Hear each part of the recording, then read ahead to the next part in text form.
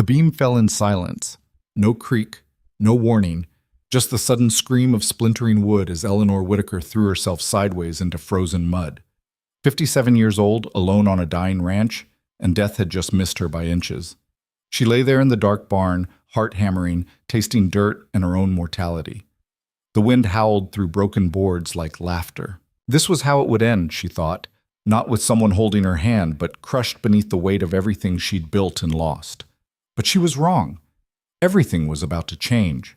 If you're watching from anywhere in the world, drop your city in the comments below. I want to see how far Eleanor's story travels. And if her journey moves you, hit that like button. Now, let's begin. The wind never stopped at Red Hollow Ranch. It came down from the mountains with the taste of snow and stone, pushing through the valley like something alive, something that refused to be ignored. Eleanor Whitaker had learned to live with it the way she'd learned to live with most things, by keeping her head down, her hands busy, and her expectations buried deep where they couldn't hurt anymore. She stood at the kitchen window as dawn broke pale and cold over the rangeland, watching the fence line bend and shudder beneath another gust. 57 years on this earth, 32 of them on this particular patch of unforgiving ground. The arithmetic of her life could be measured in winter counts and summer droughts, in the gray threads that now outnumbered the dark in her hair, in the empty chair across from her at the table where no one had sat in 4 long years. The coffee in her cup had gone cold. She dumped it in the basin without drinking and reached for her coat. Outside, the morning carried the sharp bite of late October, the kind of cold that found its way through wool and leather and settled into bones that remembered every fall from every horse, every hour spent birthing calves in frozen fields, every winter that had tried to break her and somehow hadn't quite managed. Eleanor pulled her hat down low and started toward the barn. The chickens scattered at her approach, complaining in their mindless way. She scattered feed without looking, her attention caught by the loose board on the barn door that had been loose for 3 weeks now. She'd meant to fix it, kept meaning to, but there was always something else, always another task that couldn't wait. And the truth was that some mornings the list of things that needed doing felt so long that she couldn't make herself start on any of it. The barn smelled like hay and horses, and the particular kind of quiet that came from working alone year after year. Her mare, a sturdy roan named Duchess, nickered softly from her stall. Eleanor ran a hand down the horse's neck, feeling the warmth of her, the solid realness. "Morning, old girl," she murmured. "Let's get you fed." She climbed the ladder to the hayloft, her movements automatic from decades of repetition. Grab the bale, kick it to the edge, let it drop. Climb down, break it open. The rhythm of it was almost meditative, required no thought, left her mind free to wander where it would. Which was dangerous, because when her mind wandered, it went to places she'd rather not visit, to the empty house, to the silence that filled every room like water, to the realization that had been growing in her over the past year, slow and cold and impossible to ignore, that this might be all there was. This ranch, this solitude, this slow fade toward an ending with no one watching. She was spreading hay in Duchess's stall when she heard it. A crack. Sharp and wrong. Eleanor looked up just in time to see the support beam above her give way. What happened next unfolded with the strange, crystalline clarity that comes when time fractures and the brain suddenly understands that death is here, is now, is happening.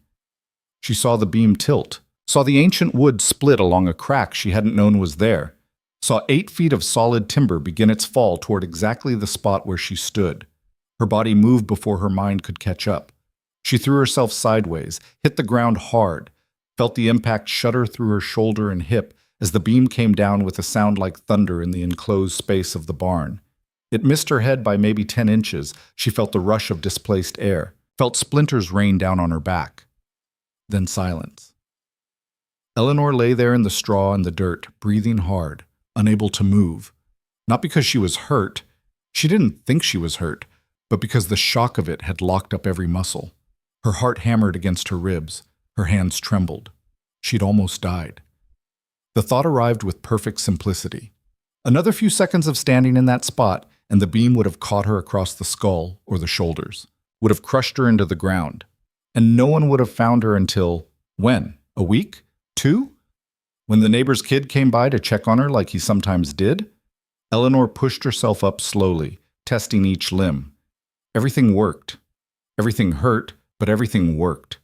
She sat there in the wreckage of her barn, looking at the fallen beam, at the jagged split in the wood that showed rot she should have noticed, should have fixed months ago. Her hands wouldn't stop shaking. She made herself stand, made herself check on Duchess, who had shied to the far corner of her stall but seemed unharmed, made herself walk back to the house on legs that felt like they belonged to someone else. Inside, she poured whiskey into her coffee cup with hands that still trembled and drank it down in 3 burning swallows. Then she sat at the kitchen table and waited for the shaking to stop. It took a long time. When the sun had climbed high enough to throw bars of pale light across the floor, Eleanor finally moved. She went to the small desk in the corner of the front room, Thomas's desk, though she'd stopped thinking of it that way, and pulled open the bottom drawer. The letters were still there. She'd kept them all these years, bound with string that had gone gray with age. Love letters from before the wedding. Practical notes from after. The last one, written 3 weeks before the fever took him, that she'd never been able to read more than once. Her hands moved of their own accord, finding the one she both wanted and didn't want. The paper was soft with handling, the ink faded but still legible in Thomas's careful hand.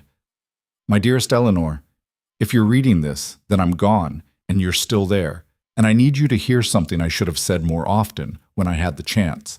You were never meant to be alone. This ranch, this life, we built it together, and I know you'll keep it going because that's who you are. Stubborn as the mountains.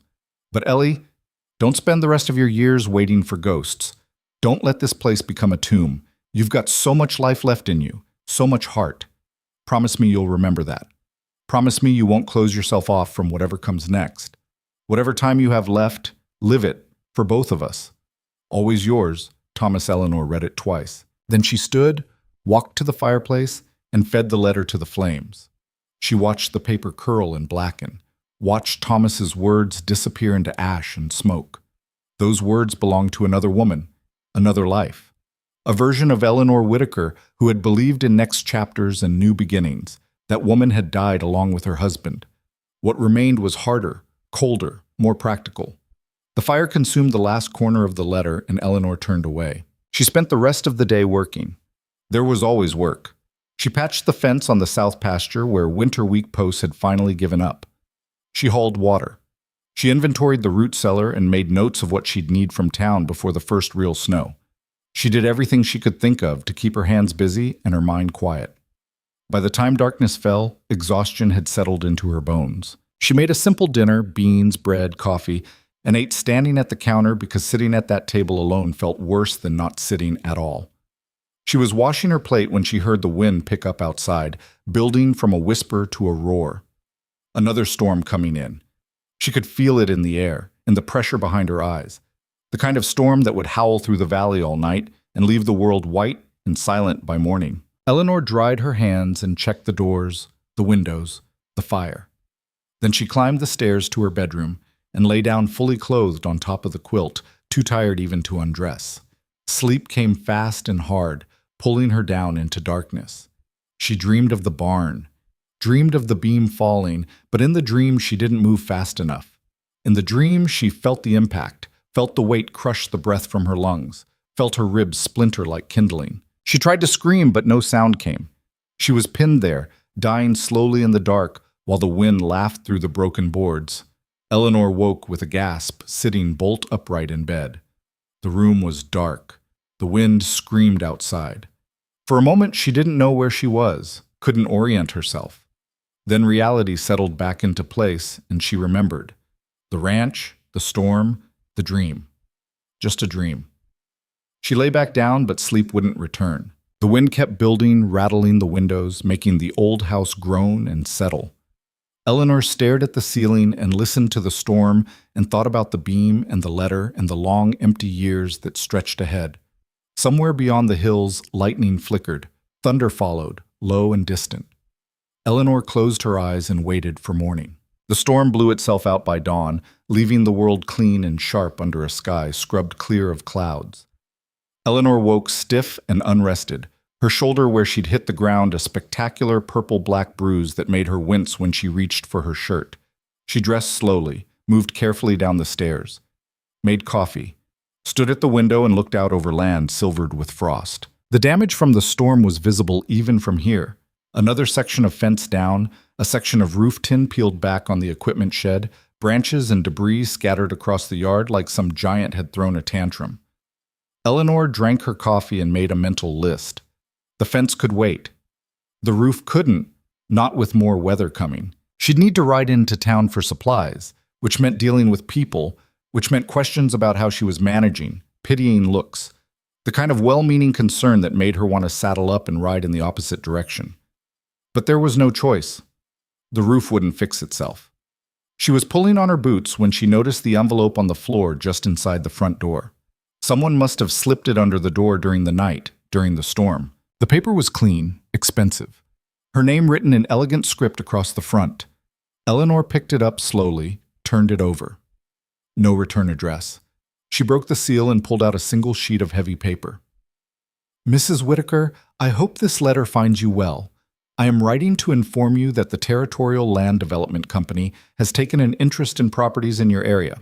We would like to make you a generous offer for Red Hollow Ranch, well above current market value. Given the isolation of your property and the challenges of maintaining such an operation alone, we believe this represents an excellent opportunity for you to relocate to more suitable accommodations. Please contact our office at your earliest convenience to discuss terms. Respectfully, Harrison Blackwell. Territorial Land Development Company. Eleanor read it twice. Then she walked to the fireplace and fed it to the coals, just like she'd done with Thomas's letter. Let them wait for a response. Let them wait forever. She grabbed her coat and headed out to survey the damage. The day passed in hard work. Eleanor hauled fallen branches. She climbed up on the equipment shed with her bad shoulder screaming protest and hammered the torn tin back into place as best she could. She made notes of what she couldn't fix alone, what would have to wait, what absolutely couldn't wait. By mid-afternoon, she was sweating despite the cold, her hands raw inside her work gloves. She was dragging the last of the larger branches toward the burn pile when movement caught her eye. Someone was riding up the access road. Eleanor straightened, one hand going unconsciously to her hip, where Thomas's old Colt usually rested, but she'd left it in the house. Stupid. She was getting careless. The rider was still too far away to make out clearly. Not coming fast, just a steady walk. As they got closer, Eleanor could see it was a young man on a good-looking paint horse. He sat the saddle like someone born to it, easy and natural. When he was close enough to speak without shouting, he pulled up and touched the brim of his hat. Ma'am. Eleanor stood her ground, kept her expression neutral. Help you with something? He was younger than she'd first thought, maybe 25, 26. Tall, lean, with dark hair that needed cutting and eyes the color of creek water in summer. There was something careful in the way he held himself, like a man used to being judged and found wanting. Name's Caleb Ryder, he said. I'm passing through the area, and I noticed your fence lines got some damage from the storm. Wondered if you could use a hand. Eleanor's eyes narrowed. You work for the Territorial Land Development Company? Surprise flickered across his face. No, ma'am. I don't work for anybody but myself at present. Then I'm not sure what you're doing on my land. He had the grace to look slightly abashed. Fair point. I apologize for the intrusion. I've been riding the high country, and when I saw the state of your south fence, He paused, seemed to reconsider his words. I know how hard it is to keep a place running short-handed. Thought I might offer a day's work in exchange for a meal and maybe permission to camp on your land tonight. Storm caught me out, and I'd rather not push my luck with the weather again. Eleanor studied him. There was something honest in his face, in the way he met her eyes without that calculating look some men got when they thought they'd found a woman alone and vulnerable. But she'd learned long ago that honest faces could hide dishonest hearts. I don't need help, she said flatly. Respectfully, ma'am, your roof tin is half off, and your south fence is down in at least 3 places that I could see from the road. Now maybe you can handle all that yourself. He glanced at the bruise darkening the side of her face where a branch had caught her earlier, though she didn't remember telling him about that. But seems to me an extra pair of hands wouldn't be the worst thing. I said I don't need help. He nodded slowly. All right then. I apologize for troubling you. He started to turn his horse. Eleanor didn't know what made her call out. Maybe it was exhaustion. Maybe it was the way her shoulder screamed every time she lifted her arm. Maybe it was the dream of being crushed and dying alone with no one to find her for days. Wait.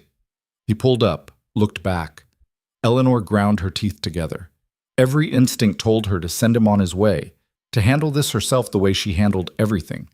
But the fence did need fixing. The roof did need work. And there was more weather coming. One day, she said, you fix the fence and help with the roof. I'll feed you dinner and you can sleep in the barn.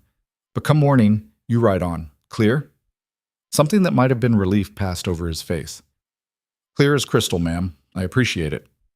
Don't appreciate it yet, Eleanor said. I work hard and I expect the same. You slack off, you're gone. Yes, ma'am. She pointed toward the barn. Put your horse up. There's grain in the bin, hay in the loft if you can dodge the broken beam. I'll show you what needs doing. Caleb touched his hat again and turned his horse toward the barn. Eleanor stood there watching him go, wondering if she'd just made a terrible mistake. He was a good worker. She had to give him that. Eleanor set him to the fence line first, partially to test him and partially because it was the most urgent task. She expected him to balk at the hard work, to make excuses, to prove himself one of those drifters who talked a good game but couldn't back it up with sweat. Instead, he stripped off his coat despite the cold, pulled-on work gloves and got to it. She watched from a distance while she worked on clearing debris from the yard, keeping one eye on him. He moved efficiently, checking each post, digging out the ones that had rotted below ground, sinking new posts with clean, economical strikes of the post hole digger. When he needed wire, he walked back to the barn to get it without asking. When he finished one section, he moved on to the next without waiting for instruction. By the time the sun had dropped to mid-afternoon, he'd finished the south fence and was starting on the section behind the barn. Eleanor brought him water. He accepted it with a quiet thank you, drank half, poured the rest over his head despite the cold. When he pulled his shirt away from his neck to wipe his face, she caught a glimpse of scars across his upper back. Old scars, the kind that came from a belt or worse. He caught her looking and pulled the shirt back into place without comment. Fence is sound, he said. Should hold through winter unless you get something real severe. The posts on the north side are getting weak, though. You'll want to replace those come spring. I know my own fence posts, Eleanor said, more sharply than she meant to. He nodded. Yes, ma'am. Didn't mean to overstep. She felt a flicker of something that might have been shame. He was trying to help, and she was biting his head off for it. But accepting help had never come easy to her, and accepting it from a stranger was worse. The roof, she said, moderating her tone slightly. That's next. I saw that. You got more tin? In the shed. I'll need to go up and see how many sheets we're talking about. Might be better to wait for morning when there's better light. Eleanor glanced at the sky. The sun was already dropping, the temperature with it. He was right, but she didn't like admitting it. Fine, she said. Finish what you're doing, then put your tools away. Dinner's at 6. She turned and walked back to the house before he could respond. Inside, she stood at the kitchen window and watched him work until the light began to fail, and he finally put away his tools and led his horse into the barn. Only then did she start on dinner. She made stew, venison from last fall's hunt, potatoes, carrots, onions, all of it simple but filling. Made biscuits, too, though she hadn't made biscuits for anyone but herself in months. Told herself it was just because he'd worked hard and deserved a decent meal. Nothing more. At 6 exactly, there was a knock at the door. Eleanor wiped her hands and went to answer it. Caleb stood on her porch, hat in his hands, looking uncertain. He'd washed up. His hair was damp, his face clean. His shirt changed to one only slightly less worn than the first. Come in, Eleanor said, stepping back. He entered slowly, taking in the house with the kind of careful attention that suggested he was cataloging everything. The rifle over the door, the good dishes in the cabinet, the photographs on the mantel, the absence of any sign of another person living there. Have a seat, Eleanor said, gesturing to the table. He sat. Eleanor brought the food over, served him a generous portion, then sat across from him with her own smaller helping. For a while they ate in silence. Eleanor watched him eat, not gulping his food like a starving man, but steady and thorough, like someone who'd learned not to waste anything. This is excellent, ma'am, he said finally. Best meal I've had in a long while. It's just stew. Yes, ma'am, but it's good stew. More silence. Eleanor found herself unexpectedly uncomfortable with it, which was strange because she'd lived in silence for years without it bothering her. Where you from? She asked, surprising herself. Caleb looked up. Originally, Texas, but I've been moving around for the better part of 10 years now. Long time to be drifting. Yes, ma'am, it is. You running from something? His jaw tightened slightly. No, ma'am, just haven't found a reason to stop yet, I guess. Eleanor took a bite of biscuit. You got family back in Texas. Had. Don't anymore. The flatness in his voice told her not to push that line of questioning. She understood it. There were questions she didn't want to answer either. What about you? He asked. You run this place alone? I do. That's impressive. Most folks wouldn't attempt it. Most folks quit too easy. A faint smile touched the corner of his mouth. I expect you're right about that. They finished eating. Eleanor cleared the plates and brought coffee. They sat there with their cups as the last light faded from the windows and the temperature outside dropped toward freezing. Storm's building again, Caleb said, glancing toward the window. Can feel it. Eleanor could feel it too, that pressure in the air, that electricity that came before serious weather. You'll be all right in the barn. I'll be fine. I've slept in worse places. She believed him. They sat there a while longer. The silence between them felt different now, not comfortable exactly, but not hostile either. Just two people sharing space, sharing warmth, while the world outside grew colder and darker. Finally, Caleb stood. I should let you have your evening. Thank you for the meal, ma'am, and for the work. You earned it. He put on his coat, pulled on his hat. At the door he paused. Mrs. Whitaker? Eleanor, she said, and didn't know why she'd said it. He nodded. Eleanor, thank you for giving me a chance. A lot of folks wouldn't have. Then he was gone, the door closing softly behind him. Eleanor sat at the table with her cooling coffee and listened to his footsteps cross the porch, fade into the distance. Through the window she could see the light from his lantern bobbing toward the barn, then disappearing inside. She carried the dishes to the basin and washed them slowly, her mind far away. The wind was picking up again. By the time she'd finished cleaning the kitchen, it was howling around the eaves, rattling the windows. Eleanor checked the fire, banked it for the night, and climbed the stairs to her bedroom. She lay in the dark and listened to the storm build, listened to the wind scream and the house creak, and somewhere outside something metal banging rhythmically against wood. And she thought about the young cowboy sleeping in her barn, and the fence he'd fixed, and the way he'd looked at her photographs without asking questions, and the old scars on his back that he'd tried to hide. She thought about Thomas's letter burning in the fireplace. She thought about the beam that had almost killed her.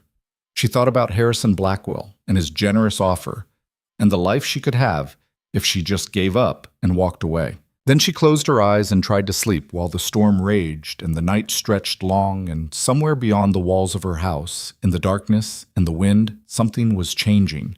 Something she couldn't name yet. Something that felt like the beginning of something she'd thought was finished forever. Eleanor woke to silence. Not the comfortable silence of a winter morning, but the thick, muffled quiet that came with heavy snow. She opened her eyes to a room filled with pale gray light and knew before she even looked that the storm had delivered exactly what it had promised. She rose stiffly, her bruised shoulder protesting, and went to the window. The world had disappeared under white. Snow covered everything, the fence posts barely visible as dark marks in an endless blanket. The equipment she'd transformed into a soft mound. The path to the barn erased completely. It was still falling too, fat flakes drifting down in the windless air. Eleanor's first thought was practical. They'd need to dig out. Her second thought came slower, heavier. They. When had she started thinking in plural again? She dressed quickly in the cold room and made her way downstairs. The fire had burned down to coals. She built it back up, put coffee on, and stood at the kitchen window watching the snow fall and wondering if the young cowboy in her barn was awake yet and why it mattered. The coffee was ready when she saw him emerge from the barn, a dark figure against all that white. He'd already started clearing a path, working methodically with her spare shovel. Even from here she could see the rhythm of it, lift, throw, step, repeat. The same efficient economy of movement he'd brought to every task yesterday. Eleanor poured 2 cups of coffee, pulled on her coat, and stepped outside. The cold hit her like a physical thing. Her breath came out in white clouds. The snow on the porch came up past her ankles, and it was deeper in the yard.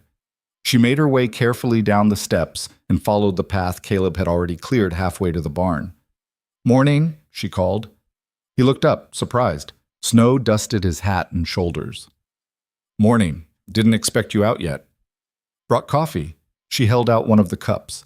He leaned the shovel against a fence post and accepted it, wrapping both hands around the warm metal. "Appreciate it."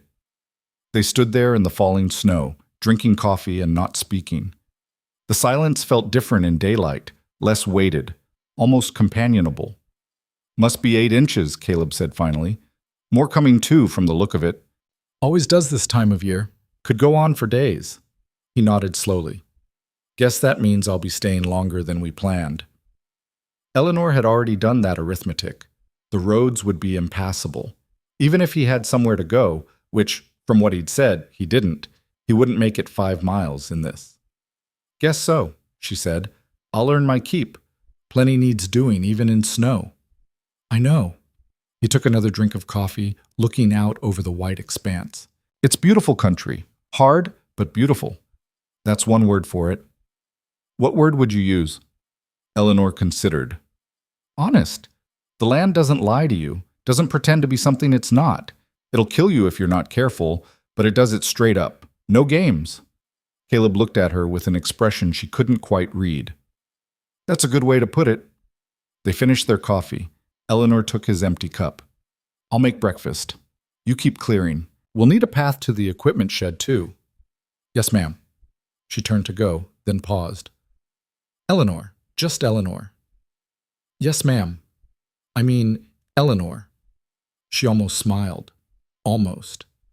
Inside, she made eggs and bacon and fried potatoes and told herself it was just because they both needed a solid breakfast before a long day of work.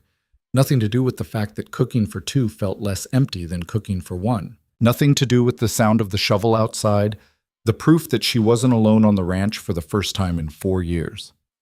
When she called him in, he stomped the snow off his boots on the porch and hung his coat and hat carefully on the pegs by the door before entering. He'd done the same last night. Good manners. Someone had taught him properly, even if other things in his life had clearly gone wrong. They ate across from each other at the table. Morning light filtered through the windows, turning the falling snow to silver. Eleanor found herself studying him when he wasn't looking. The calluses on his hands, the careful way he handled his fork, the slight tension in his shoulders that never quite went away. "You said you've been drifting 10 years, she said. "That's a long time." Caleb nodded, chewing, swallowed. "It is. Most men your age are settling down, building something. Most men my age didn't start with what I started with." Eleanor waited. She'd learned long ago that silence was often the best question. Caleb set down his fork. "My father was a hard man, mean drunk. Beat my mother, beat me, beat anyone who couldn't fight back. When I was 16, I stopped being someone who couldn't fight back." His voice was flat, factual, but Eleanor could hear everything underneath it. "I didn't kill him," Caleb continued. "Though I thought about it, I just hit him back once, hard enough to put him down, and then I took my horse and I left. Been leaving ever since." "Your mother?" "She stayed. I tried to get her to come with me, but she wouldn't. She died 3 years later. My sister wrote me a letter. I was up in Montana at the time, working a ranch. By the time I got back down to Texas for the funeral, they'd already buried her." Eleanor understood that kind of loss. The permanent kind. The kind that left a hole nothing could fill. "I'm sorry," she said. "Me too." He picked up his fork again. "After that, didn't seem much point in going back, so I kept moving. Worked ranches from Texas to Montana and back again. Some places treated me fair, some didn't. Never stayed longer than a season." "Why not?" He was quiet for a moment. "Guess I got used to leaving. Got easier than staying." Eleanor recognized that too. The way pain could teach you to protect yourself. The way walls, once built, became comfortable even when they isolated you from everything warm. "What about you?" Caleb asked. "You said you run this place alone. How long has it been? 4 years since my husband died. 32 years before that with him building this ranch from nothing. That's a long partnership. It was. Eleanor stood, began collecting plates. We were young when we started. Didn't have much except each other and a deed to land nobody else wanted. But we made it work. Sounds like he was a good man. He was. She carried the plates to the basin. He was also stubborn as a mule and twice as ornery when things didn't go his way. We fought like cats and dogs half the time. But you stayed. But we stayed. Eleanor pumped water into the basin. Because that's what you did. You made a promise and you kept it, even when it was hard, especially when it was hard. Caleb brought his cup to the counter. You ever regret it? Staying out here all this time? Eleanor looked out the window at the snow-covered land, at the mountains rising in the distance, at the ranch that had taken everything she had to give and still demanded more. No, she said quietly. I regret a lot of things, but not this. They worked through the morning side by side. The snow kept falling, but they cleared paths to all the outbuildings, checked on the animals, hauled extra hay into the barn. Caleb climbed up on the equipment shed despite the snow and finished securing the roof tin properly. Eleanor worked on reinforcing the barn door, her hands steady, even though her shoulder ached with every hammer swing. By midday, they were both exhausted.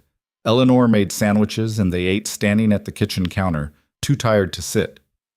Storm's not letting up, Caleb observed, looking out the window.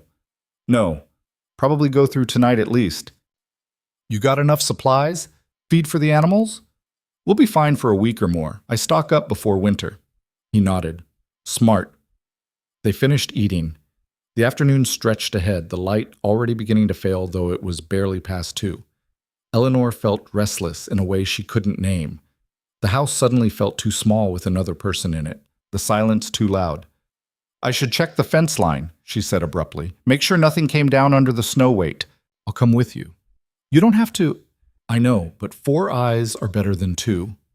They saddled the horses. Duchess nickered softly when Eleanor led her out, warm breath steaming in the cold air. Caleb's paint tossed his head, eager despite the weather. They mounted up and rode out into the white world. The snow had eased slightly, but visibility was still poor. Everything looked different under the blanket of white. Familiar landmarks transformed into strange shapes, distances impossible to judge. But Eleanor knew this land in her bones. She led them along the fence line, checking posts and wire, while Caleb rode parallel, doing the same from the other side. They'd gone maybe 2 miles when Caleb called out. Got a problem here. Eleanor turned Duchess and rode over. A section of fence had collapsed, not from the storm, but from age and rot. The wire sagged into the snow, 3 posts leaning at drunken angles. This'll need replacing, Caleb said. But not today. Weather's too bad and it's getting dark. Eleanor knew he was right, but it grated on her. Another thing broken. Another thing that proved she couldn't keep up with everything this place demanded. We'll mark it and come back when the snow clears, she said, voice tight.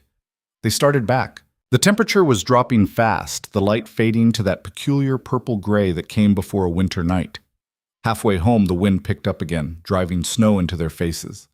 Eleanor pulled her scarf up over her nose and mouth and kept Duchess moving steadily forward. By the time they reached the barn, full dark had fallen.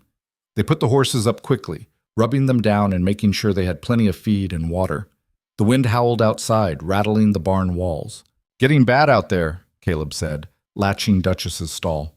As if in answer, a particularly violent gust hit the barn, making the whole structure shudder.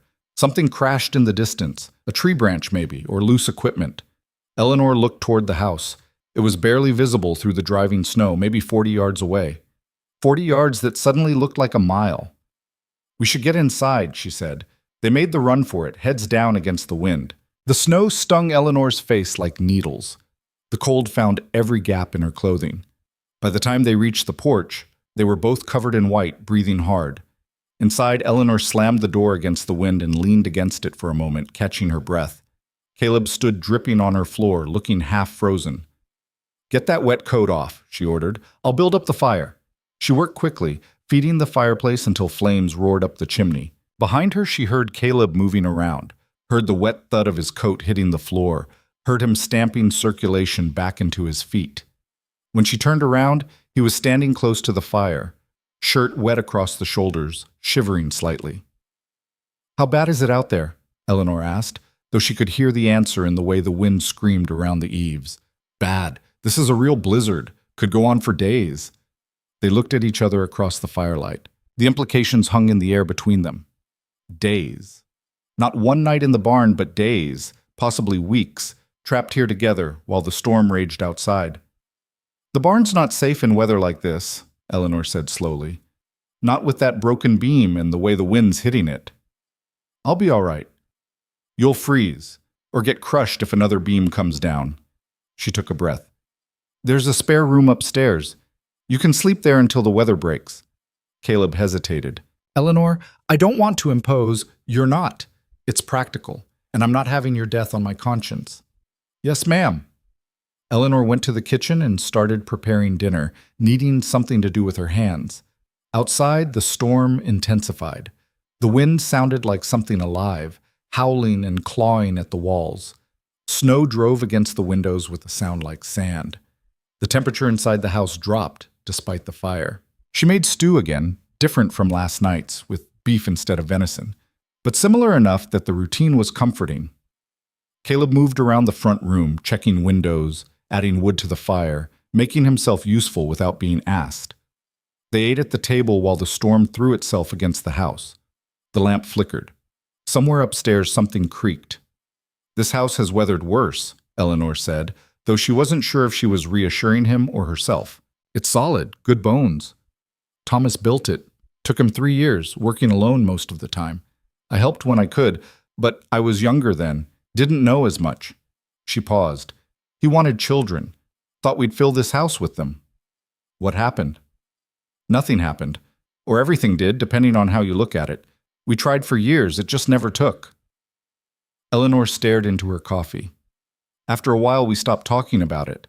Poured everything into the ranch instead." "That must have been hard. Everything out here is hard." She looked up at him. "But you already know that." They finished dinner in silence. Eleanor cleared the dishes while Caleb added more wood to the fire. The wind continued its assault, relentless and wild. The house groaned under the pressure. Eleanor showed him upstairs to the spare room. It was small, barely more than a closet with a bed, but it was warm and dry. She'd stored blankets in the chest at the foot of the bed. She pulled them out now, shook them free of dust. "Should be enough to keep you warm," she said. "More than enough. Thank you." Eleanor nodded and turned to go. At the door, she paused. "Caleb?" "Yes?" "Why did you really stop here? At my ranch, specifically?" He was quiet for a long moment. "I saw you," he said finally. "Few days back, riding fence line. You were alone, and you looked, I don't know, like you were carrying the weight of the world. And I thought..." He stopped, started again. "My mother looked like that. Toward the end. Like she was so tired of fighting alone. And I couldn't help her. But maybe I could help you." Eleanor felt something catch in her chest. "I didn't ask for help." "I know, but maybe that's exactly when people need it most." She didn't know what to say to that. Didn't trust her voice if she tried. So she just nodded and left, closing the door softly behind her. In her own room, Eleanor lay in the dark and listened to the storm rage. Listened to the house settle and creak. Listened to the sound of another person breathing in the room down the hall, the first time she'd heard that sound in 4 long years. She thought about Caleb's words, about her mother-in-law's expression, about the way loneliness could become so familiar you forgot it wasn't natural. Thunder rumbled in the distance. Lightning flickered, brief and strange in the midst of all this snow. Eleanor closed her eyes and tried to sleep while the blizzard howled and the night stretched long and the young cowboy slept down the hall, and something that had been frozen solid in her chest for years began, very slowly, to thaw. The storm raged for 3 days. On the first morning, they woke to discover snow had drifted halfway up the front door. They spent the morning digging out, taking turns with the shovel, establishing paths to the barn and the other outbuildings. The wind had died down slightly, but the snow still fell, endless and thick. They worked in the barn together, mucking stalls, distributing feed, checking on the animals. The cattle had huddled together in the shelter of the windbreak. The chickens complained but were safe in their coop.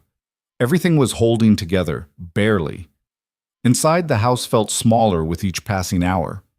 Eleanor wasn't used to sharing space anymore, to being aware of another person's presence in every moment. She found herself hyper-conscious of small things. The sound of Caleb's boots on the stairs, the way he cleared his throat before speaking, the careful way he moved around her in the kitchen, giving her space even though there wasn't much to give. The second day brought a break in the snow, but not the cold. They ventured out to check the fence line again, riding slow through drifts that came up to the horses' chests in places. More damage had appeared, 2 more sections down, a gate torn off its hinges and buried somewhere under the white. "This is going to take weeks to fix properly," Eleanor said, staring at the destruction. "We'll manage it." Caleb's voice was steady. "One section at a time." "We." There was that word again. They rode back in silence. Eleanor's mind churned with calculations, supplies, time, money she didn't have for repairs she couldn't avoid. The letter from Harrison Blackwell kept drifting back into her thoughts. His generous offer, her chance to walk away from all of this. That night they sat by the fire after dinner. Caleb had found Thomas's old book of poetry on the shelf and was reading quietly. Eleanor worked on mending tack, her hands moving automatically while her thoughts wandered. "Can I ask you something?" Caleb said suddenly. Eleanor looked up. "All right." "Why do you stay? Out here, alone, working yourself to the bone to keep this place running? There must be easier ways to live." "Probably. But this is my life, mine and Thomas's. I'm not going to just abandon it because it's hard." "Even if it breaks you?" Eleanor set down the leather she'd been working on. "My husband used to say the land doesn't break people. It just shows them what they're made of. Some find out they're made of strong stuff. Some find out different." "And you? What did you find out?" "That I'm too stubborn to quit, even when maybe I should." Caleb smiled slightly. "I can respect that." "What about you? You spent 10 years running. When do you stop? When do you build something instead of just passing through?" The smile faded. "I don't know. Maybe I'm not built for building. Maybe I'm just meant to keep moving." "That's horseshit, and you know it." He looked startled. Eleanor rarely cursed, but some things needed plain speaking. "Every person is built for building," she continued. "Some just get convinced otherwise, usually by people who broke them when they were young." Caleb's jaw tightened. "You don't know what you're talking about." "Don't I? You think you're the only one who grew up with a hard man in the house? Who learned that love comes with bruises and silence is safer than speaking up?" Eleanor leaned forward. "My father was a drunk too. Beat my mother until she stopped fighting back. Beat me when he ran out of reasons to beat her. I married Thomas to get away, and I got lucky because he turned out to be decent. But I understand what it's like to carry that weight. To think you don't deserve anything better because that's what you were taught."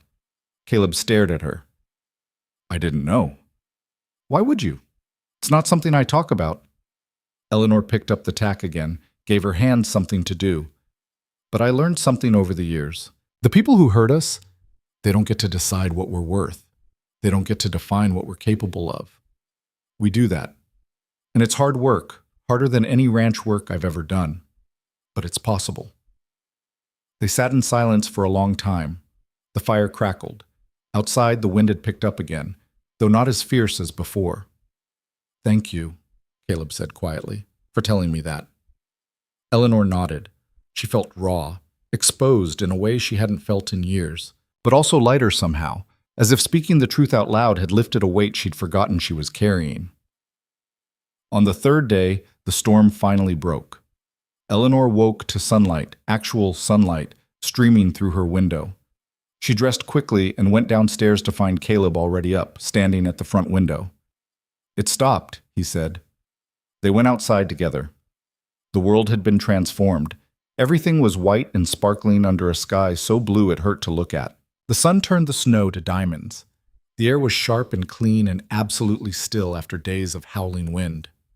"My lord," Eleanor breathed, "would you look at that?" They stood on the porch together, taking it in. The ranch looked beautiful under all that white. Almost made you forget the damage underneath, the work waiting, the endless list of things that needed fixing. "We should ride to town," Eleanor said. "Let people know we're all right. Get supplies. Roads might not be cleared yet." Then we'll take it slow. They saddled up and started out. The ride took twice as long as usual, picking their way carefully through the deep snow. But the day was glorious, cold but clear, the kind of winter perfection that made you remember why you stayed in this country, despite everything it threw at you. The town emerged from the white landscape like something out of a painting. Smoke rose from chimneys. Someone had already started clearing the main street. People moved between buildings, calling out greetings, checking on neighbors.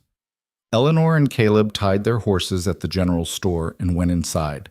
The warmth hit them immediately, along with the smell of coffee and wood smoke and the particular scent of a country store, leather and dry goods and tobacco and lamp oil all mixed together. Mrs. Patterson behind the counter looked up and her eyes went wide. "Eleanor Whitaker! We were worried about you out there all alone." "I'm fine, Margaret. Just came in for supplies." Margaret's gaze shifted to Caleb, standing slightly behind Eleanor, and something changed in her expression. "I see you're not alone after all." Eleanor felt the weight of that look, felt the judgment in it, the calculations being made. Small-town gossip traveled faster than any horse. "This is Caleb Ryder," she said evenly. "He was passing through when the storm hit, been helping with repairs. How fortunate." Margaret's tone suggested it was anything but. Eleanor ordered what she needed: flour, coffee, sugar, salt, other staples. While Margaret gathered the items, Eleanor was aware of other customers in the store watching, whispering. She kept her face neutral, her spine straight. At the counter, Margaret tallied the purchases.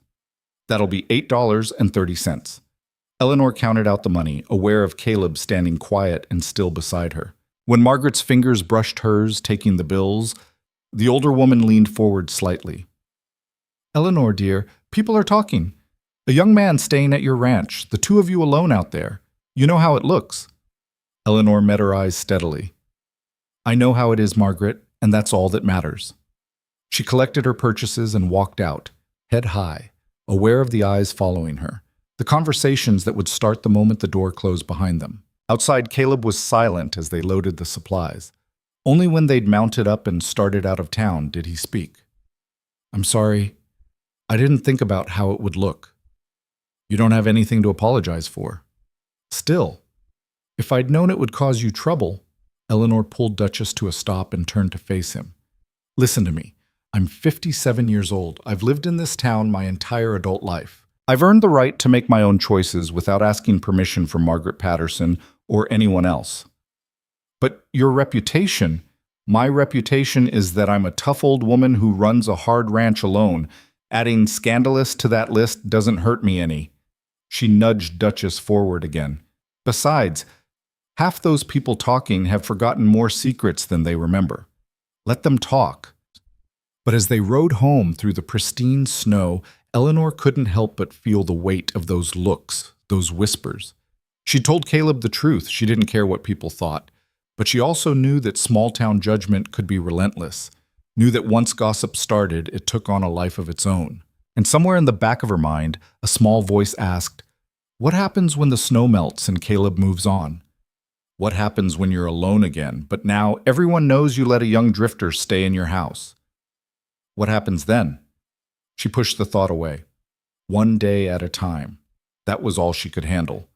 They reached the ranch as the sun dropped toward the mountains, painting the snow gold and pink and purple. They put the horses up and carried the supplies inside, and Eleanor made dinner while Caleb inventoried what needed doing next. After they ate, they sat by the fire again. The routine was becoming familiar, comfortable even. "The snow will start melting in a few days if this weather holds," Caleb said. "Roads will be passable." Eleanor nodded.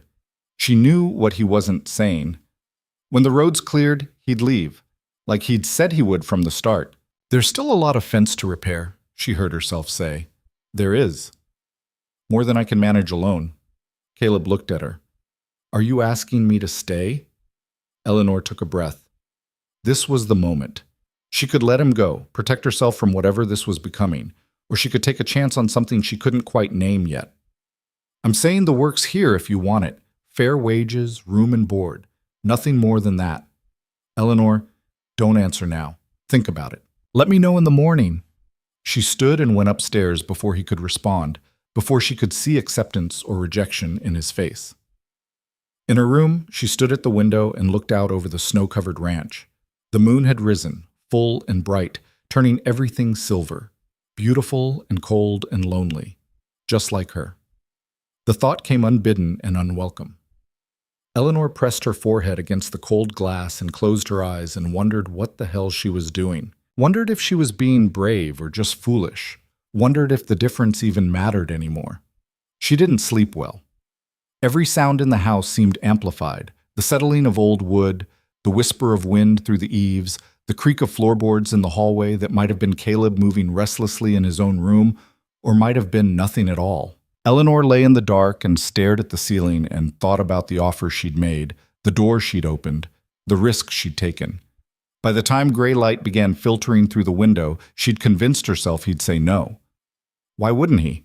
He'd spent 10 years running from exactly this kind of commitment. And what did she have to offer him anyway? Hard work on a struggling ranch, wages she could barely afford, and the disapproval of an entire town. She rose, dressed, and went downstairs expecting to find him already gone. Instead, she found him at the stove, cooking breakfast. Eleanor stopped in the doorway, momentarily disoriented by the sight. The smell of bacon and coffee filled the kitchen.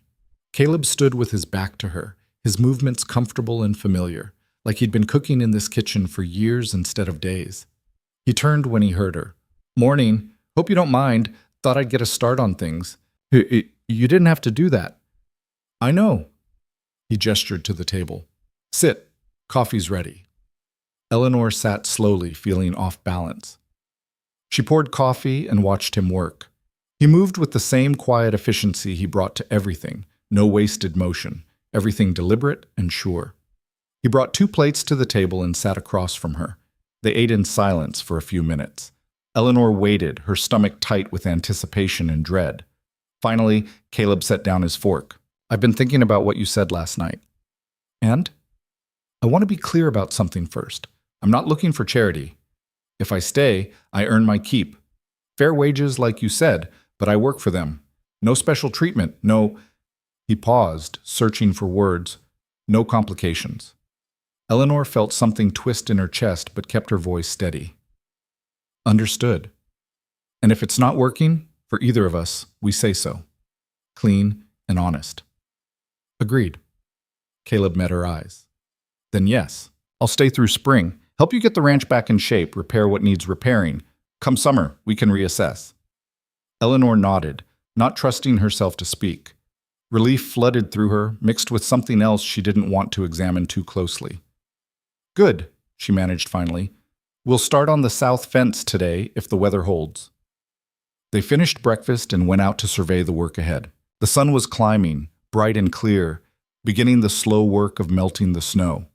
Water dripped from the eaves, ran in small channels through the yard. The temperature had risen above freezing for the first time in days. They spent the morning writing fence line, making notes of what needed immediate attention and what could wait. The damage was extensive. Weeks of work, maybe more. But with 2 of them, it was manageable. That word kept coming back to Eleanor. Manageable. Things that had seemed impossible alone suddenly seemed possible. By afternoon, they were working side by side, replacing rotted posts, restringing wire, their hands moving in a rhythm that was becoming familiar. They didn't talk much, didn't need to. The work itself was conversation enough. 3 days passed this way. They fell into a routine. Up at dawn, work until dark. Simple meals shared in comfortable silence. Evenings by the fire. The gossip from town faded into background noise. Out here, it was just the 2 of them, and the land and the work that needed doing. On the 4th morning, Eleanor woke to the sound of horses in the yard. She dressed quickly and went to the window. 3 riders were approaching the house, men she didn't recognize, well-dressed, on good horses. City men, she thought immediately. And city men riding out to a remote ranch rarely brought good news. She met them on the porch, Caleb appearing from the barn a moment later to stand at her shoulder. The lead rider dismounted, swept off his hat. He was perhaps 50, with silver at his temples and the kind of confidence that came from always getting what he wanted. "Mrs. Whitaker, Harrison Blackwell, Territorial Land Development Company. I sent you a letter some weeks ago." "I remember," Eleanor said flatly. I didn't respond because I'm not interested. Blackwell smiled, undeterred. I understand, but I hoped we might discuss terms in person. Sometimes these matters are better handled face to face. There's nothing to discuss. The ranch isn't for sale. Perhaps if you heard our offer, the answer is no. Eleanor crossed her arms. Now, if you'll excuse me, I have work to do. Blackwell's smile thinned slightly. His gaze shifted to Caleb, assessing. I see you've hired help. That's good, good. A property like this requires significant labor. Of course, that's part of what makes our offer so attractive. You could be free of all this burden, Mrs. Whitaker. Free to live somewhere more suitable for a woman of your— He paused delicately. Situation. Eleanor felt anger flare hot in her chest. My situation is just fine, Mr. Blackwell, and I'll thank you not to tell me what's suitable for me. Of course, I meant no offense. He pulled a document from his coat. But perhaps you'd at least look at the terms. The price we're offering is more than generous. Enough to set you up comfortably anywhere you'd like. I like it here. Mrs. Whitaker, please be reasonable. A woman alone on a remote ranch. It's not sustainable. Surely you can see that. She's not alone. Caleb's voice was quiet, but it cut through the tension like a knife. Blackwell turned to him, eyebrows raised. I'm sorry? Mrs. Whitaker, she's not alone. She has help now. The ranch is doing fine. Blackwell studied Caleb for a long moment, his expression calculating. I see. And you are? Caleb Ryder, ranch hand. How long have you been working here, Mr. Ryder? Long enough to know the land's not for sale. Something shifted in Blackwell's eyes. His smile returned, but it was colder now. Well, this is certainly an unexpected development. He turned back to Eleanor. Mrs. Whitaker, I wonder if we might speak privately. Without your hired hand present? Anything you have to say to me, you can say in front of Caleb. Blackwell's jaw tightened. Very well. I'll be direct. The Territorial Land Development Company has already purchased most of the properties in this valley. You're one of the last holdouts. We're prepared to make you an exceptional offer, but that offer won't stand indefinitely. Eventually, the value will decrease, significantly. Is that a threat? It's a reality. We're planning major development in this region. When that happens, isolated properties like yours will lose most of their worth. You'd be wise to sell now while you can still get a good price. Eleanor stepped down off the porch, moving closer to Blackwell. She was shorter than him by half a foot, but she didn't let that stop her from looking him dead in the eye. Let me be direct too, Mr. Blackwell. This land has been in my family for over 30 years. My husband and I built this ranch from nothing.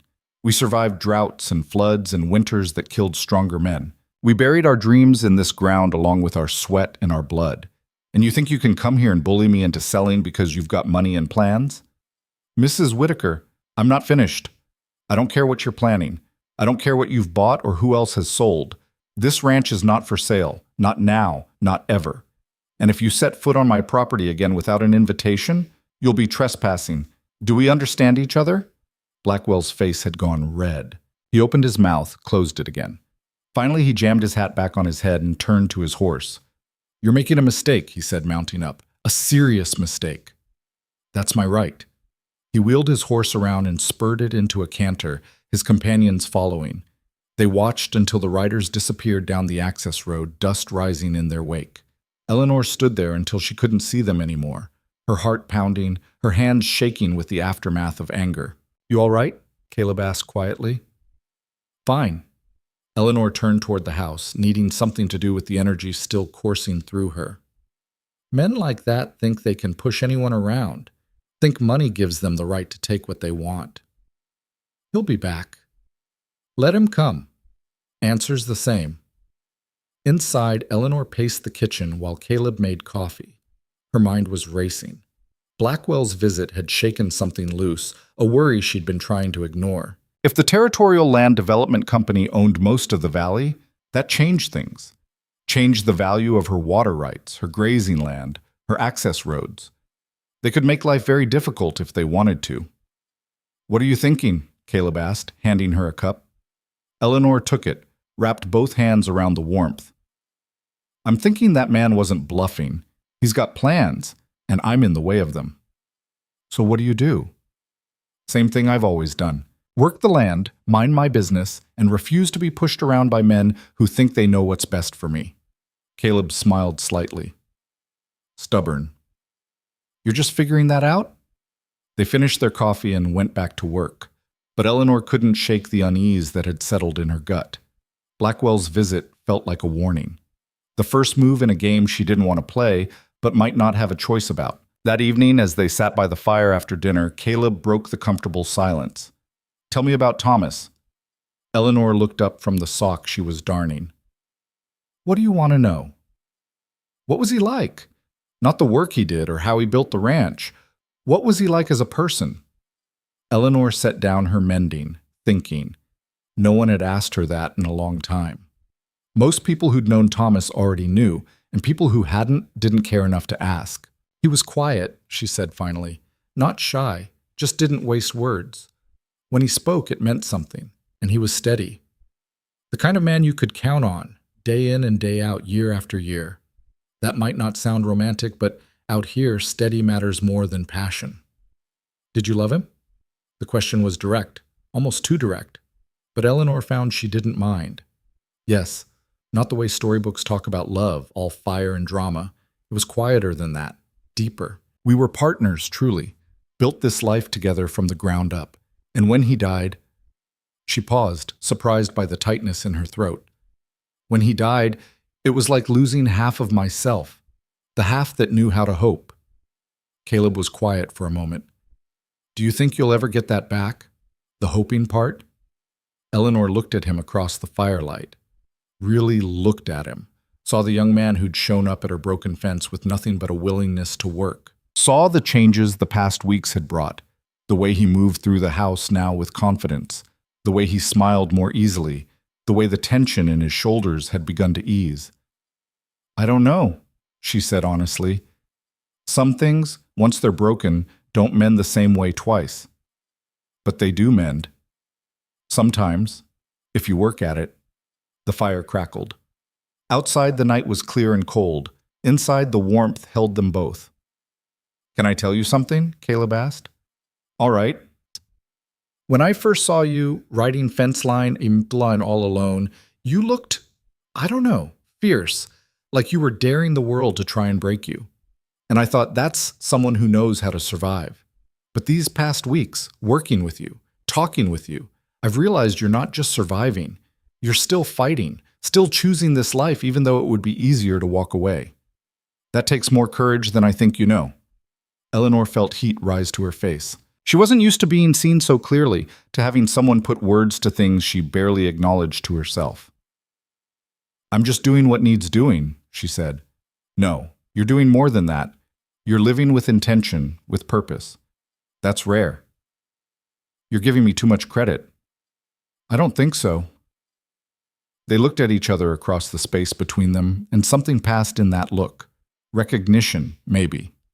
Understanding. The acknowledgement that they were both people who'd been broken by life and were trying, in their own ways, to figure out how to be whole again. Eleanor broke the gaze first, picked up her mending with hands that trembled slightly. It's getting late. We should turn in. Eleanor. Good night, Caleb. She went upstairs without looking back, her heart pounding for reasons she refused to examine. The next 2 weeks passed in a blur of work and routine. The snow continued melting, revealing more damage but also making repair work easier. Eleanor and Caleb worked from dawn to dusk, rebuilding fences, patching buildings, preparing for spring. The physical labor was exhausting but satisfying. Every fence post they sank, every board they nailed, felt like a small victory against the entropy that was always trying to tear things down. They talked more now, their conversations ranging from practical matters to deeper subjects. Eleanor learned that Caleb had wanted to be a teacher before his father's violence had forced him to run, that he'd taught himself to read better by borrowing books from ranch libraries wherever he worked, that he'd once spent 6 months in a traveling show, breaking horses for entertainment, until he'd realized the owners were mistreating the animals, and he'd freed the horses one night and disappeared. In turn, she told him about her childhood in a sod house on the prairie, about her mother's quiet strength and her father's loud cruelty, about the day she'd met Thomas at a church social and known within 5 minutes that he was her way out. She told him things she'd never told anyone, surprised by how easy it was to speak the truth with him. The gossip from town continued. Twice more, they rode in for supplies, and twice more Eleanor felt the weight of judgment in every look, every whispered conversation that stopped when she walked by. Margaret Patterson's disapproval had hardened into something colder. The sheriff, a decent man who'd been a friend to Thomas, pulled Eleanor aside after her second visit. "Eleanor, I'm not going to tell you how to live your life," he said quietly. "But folks are talking, and not kindly. You might want to think about appearances." "I'm not doing anything wrong, Bill." "I know that. You know that. But perception matters in a small town. And the perception is, well, a woman your age, a young man living in your house, people are making assumptions." Eleanor felt her temper flare. "Let them assume whatever they want. I'm tired of living my life according to other people's narrow minds." Bill sighed. "Just be careful, that's all I'm saying." But as they rode home, Eleanor couldn't ignore the way Caleb had grown quiet, the tension that had returned to his shoulders. "You're thinking about leaving," she said. It wasn't a question. Caleb didn't answer right away. When he finally spoke, his voice was careful. "I'm thinking I don't want to cause you trouble. You're not. Those people in town don't matter. They do, though. You have to live here. After I'm gone, you'll still have to face them." Eleanor pulled Duchess to a stop. Caleb stopped beside her. They sat their horses in the middle of the road, the ranch visible in the distance, the mountains rising beyond. "Caleb, look at me." He did. "I spent 30 years of my life caring what people thought, trying to be respectable, trying to fit into the shape they wanted me to have. And you know what I got for it? Loneliness. Because I was so busy being what everyone expected that I forgot to figure out what I actually wanted." She took a breath. "I'm done with that. I'm too old and too tired to waste what time I have left worrying about gossip. You want to stay? You stay. You want to go? You go. But don't make the choice based on what a bunch of small-minded people might think. It's not that simple." "Yes, it is. It's exactly that simple." Caleb looked away, his jaw working. "What if I don't want to go?" Eleanor's heart stumbled. "Then don't. Even though I'm 25 and you're 57 and everyone in that town thinks they know what that means? Especially then." He looked back at her, his eyes intense. "Eleanor, I need you to understand something. This, working here, being here with you, it's the first time in 10 years I felt like I might actually belong somewhere, like I might be worth something beyond just the work I can do. And that scares the hell out of me because I don't know how to trust it. Don't know how to trust that it won't get taken away." Eleanor understood that fear. She'd been living with it herself for weeks now, afraid to acknowledge what was growing between them, afraid to hope that maybe, just maybe, life might offer her something more than lonely survival. "I can't promise it won't fall apart," she said quietly. "I can't promise we'll figure this out or that it'll work or that people won't make it harder than it needs to be. But I can promise that if you stay, it's because I want you here, not as hired help, as," she searched for words, "as someone who matters, someone I trust." The silence stretched between them, heavy with everything they weren't quite saying. Finally, Caleb nodded. "All right, I'll stay." "Good." They rode the rest of the way home in silence, but it was different now, charged with possibility and fear and the tentative hope that maybe, despite everything, they were building towards something real. That night, after dinner, Eleanor went up to her room and opened the drawer where she'd kept Thomas's letters. She pulled out the one she'd burned weeks ago, except she hadn't burned the original. That had been a copy. The real letter was still here, soft with age, Thomas's handwriting still clear. She read it again. His words about not waiting for ghosts, about remembering she had life left to live. For the first time, she let herself truly consider what that might mean. The next morning brought unexpected visitors. Eleanor was in the barn when she heard voices in the yard. She stepped out to find 3 women from town, Sarah Miller, who ran the boarding house, Grace Chen, whose family owned the mercantile, and Beth Randall, the schoolteacher. They stood in an uncomfortable cluster near the house, wrapped in shawls against the lingering cold. Eleanor approached slowly, wary. "Ladies," What brings you out here? Sarah stepped forward, her expression apologetic. Eleanor, we wanted to talk to you, away from town, where there wouldn't be, well, where we could speak freely. All right. May we come inside? Eleanor hesitated, then nodded. She led them into the house, offered coffee, which they accepted. Caleb was working on the north fence and wouldn't be back until midday. She was alone with them. They sat around the kitchen table. These women she'd known for years but had never been particularly close to. There was an awkward silence while everyone added sugar and cream and stirred their cups. Finally, Beth spoke. We know what people have been saying about you and your hired hand. Eleanor's spine straightened. And? And we wanted you to know, not all of us agree with it. The gossip. The judgment. Eleanor blinked, surprised. I don't understand. Grace leaned forward.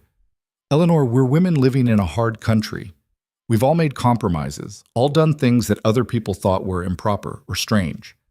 Sarah here married a man 20 years her senior because he was kind and she needed security. I married into my husband's family and had to learn to navigate their expectations while keeping my own identity. Beth teaches school despite being unmarried at 32, which half the town thinks is scandalous. What Grace is saying, Sarah added gently, is that we understand what it's like to have people make assumptions about your choices, and we don't think you should have to defend yourself for having help on your ranch. Eleanor felt something loosen in her chest. You're saying you don't believe the gossip? We're saying we don't care about the gossip, Beth said firmly. What we care about is that you've been alone out here for 4 years, working yourself to exhaustion. If you found someone trustworthy to help you, regardless of his age or what Margaret Patterson thinks about it, then that's a good thing. But also, Grace said carefully, we want to make sure you're safe. We want to make sure this young man is treating you properly. Because you deserve respect, Eleanor, from everyone, including your hired hand. Eleanor felt tears prick at her eyes. She blinked them back fiercely. Caleb is a good man. He works hard, and he's honest, and he's never been anything but respectful. The 3 women exchanged glances. Sarah nodded slowly. Then we're glad. And we want you to know that whatever happens, however this situation develops, you have allies. Women who will stand with you against the gossip. Why? Eleanor asked. Why would you do that? Beth smiled. Because we're tired of women being judged for surviving. Tired of the rules that say we have to be lonely rather than unconventional. And tired of men like Harrison Blackwell getting away with bullying while women like you get criticized for finding help. You know about Blackwell? Everyone knows he's been trying to buy up the valley. Most people sold because they were tired of fighting, but some of us, Sarah gestured to include the other women, we're glad someone's standing up to him, even if it is out of sheer stubbornness. Eleanor laughed, surprising herself. Stubbornness is about all I've got. Don't sell yourself short, Grace said. You've got courage too. More than most. They finished their coffee and talked for another hour. About the ranch, about town politics, about the small victories and large frustrations of life on the frontier. When they finally rose to leave, Eleanor walked them to the door. Thank you, she said quietly, for coming out here, for seeing me. Sarah squeezed her hand. We women have to look out for each other. Nobody else will. After they left, Eleanor stood on the porch and watched them ride away. She felt lighter somehow, less alone. It was a small thing, 3 women coming to offer support. But out here, small things often mattered most. When Caleb came back at midday, she told him about the visitors. He listened carefully, his expression thoughtful. So the whole town doesn't hate us? He said when she finished. Apparently not. That's good. He smiled. That's really good. They looked at each other across the kitchen, and Eleanor felt something shift, something settle into place. Maybe they could do this. Maybe they could build something here that worked, that lasted, despite the odds and the gossip and all the practical reasons it shouldn't. Maybe hope wasn't dead after all, just hiding, waiting for the right moment to emerge. And maybe, just maybe, that moment was now. The warmth of that realization carried Eleanor through the next week like a candle flame in winter darkness. She caught herself humming while she worked, something she hadn't done in years, caught herself looking forward to evenings by the fire, to the sound of Caleb's voice, to the comfortable rhythm they'd fallen into. The ranch felt different now, not just a burden to shoulder alone, but something alive again, something worth fighting for. Spring was coming early. The snow melted faster each day, revealing brown grass that would soon turn green, exposing the bones of the land underneath. The creek that ran through the eastern pasture swelled with runoff, its voice a constant rushing presence. Birds returned, their songs filling the dawn hours. The world was waking up.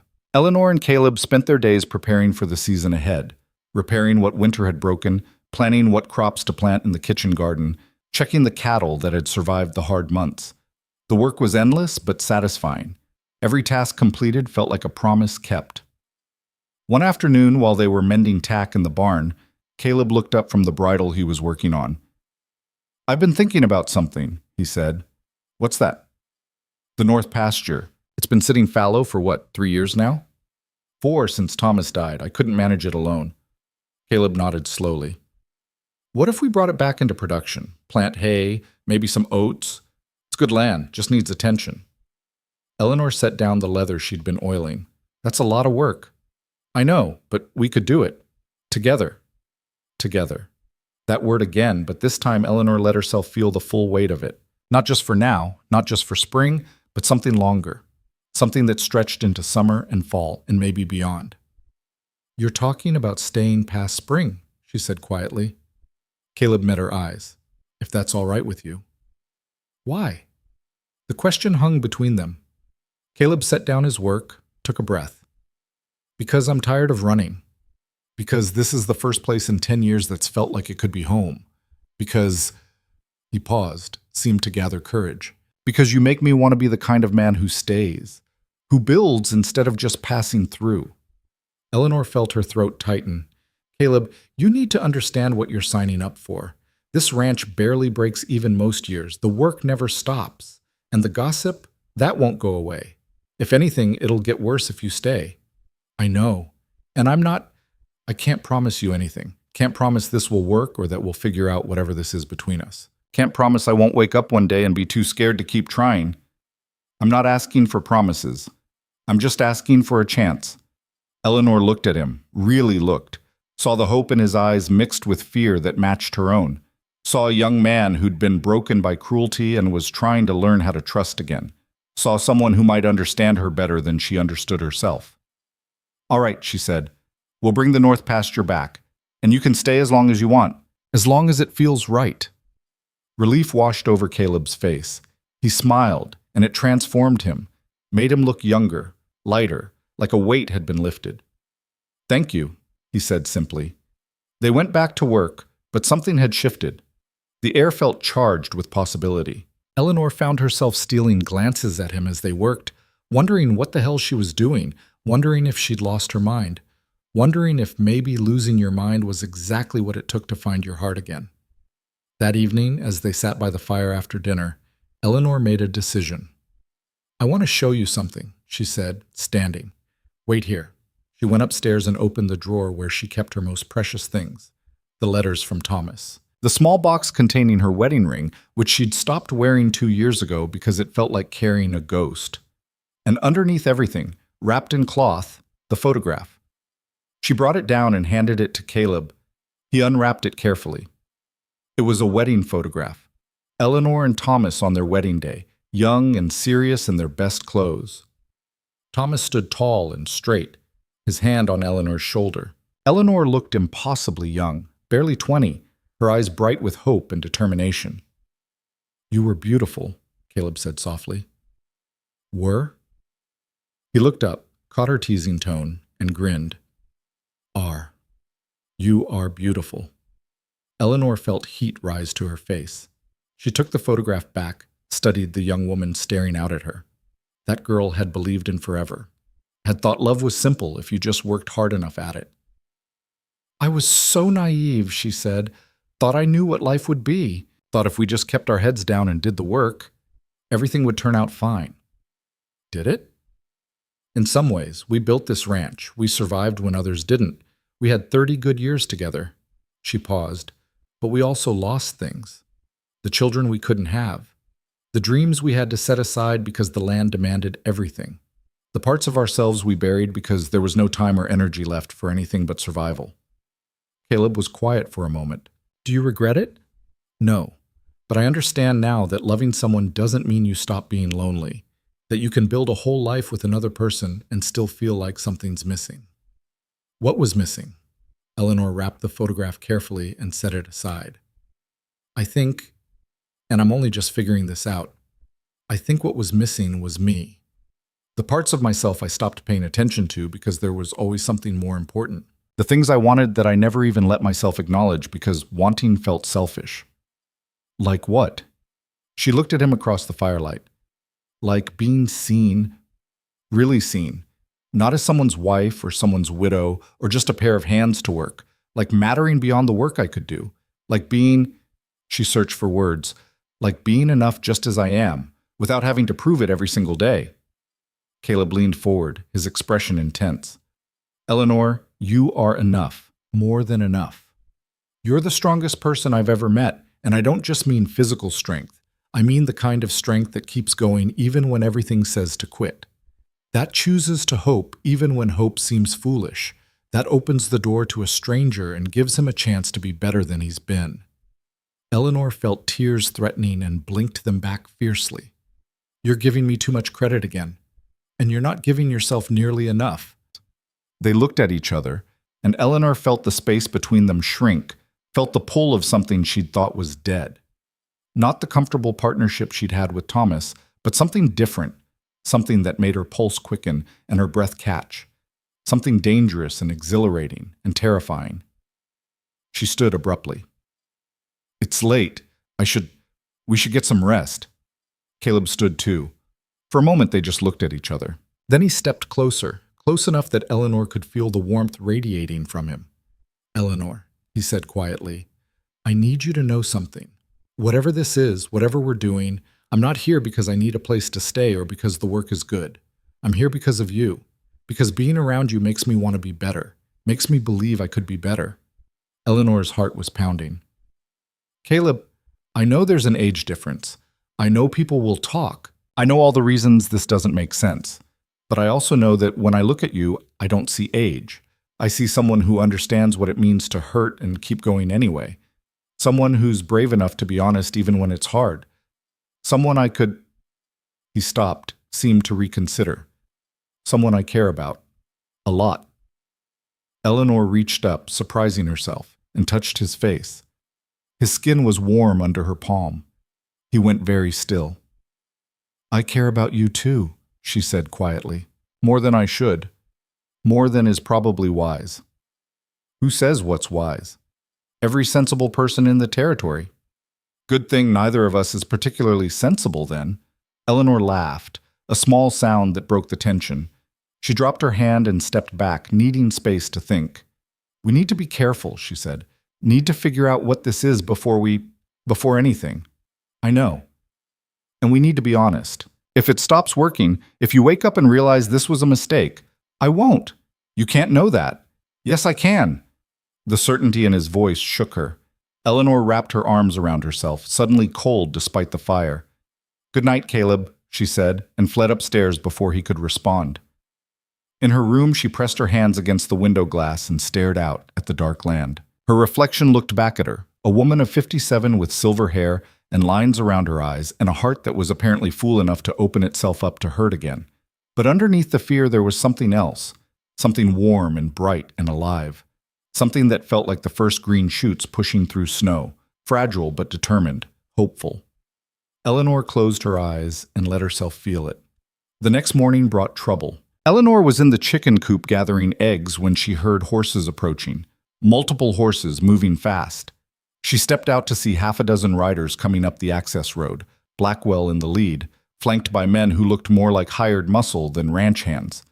Caleb emerged from the barn, saw them coming, and moved to stand beside Eleanor. His hand rested on his hip near where a gun would be if he'd been wearing one. Blackwell pulled up 10 feet away.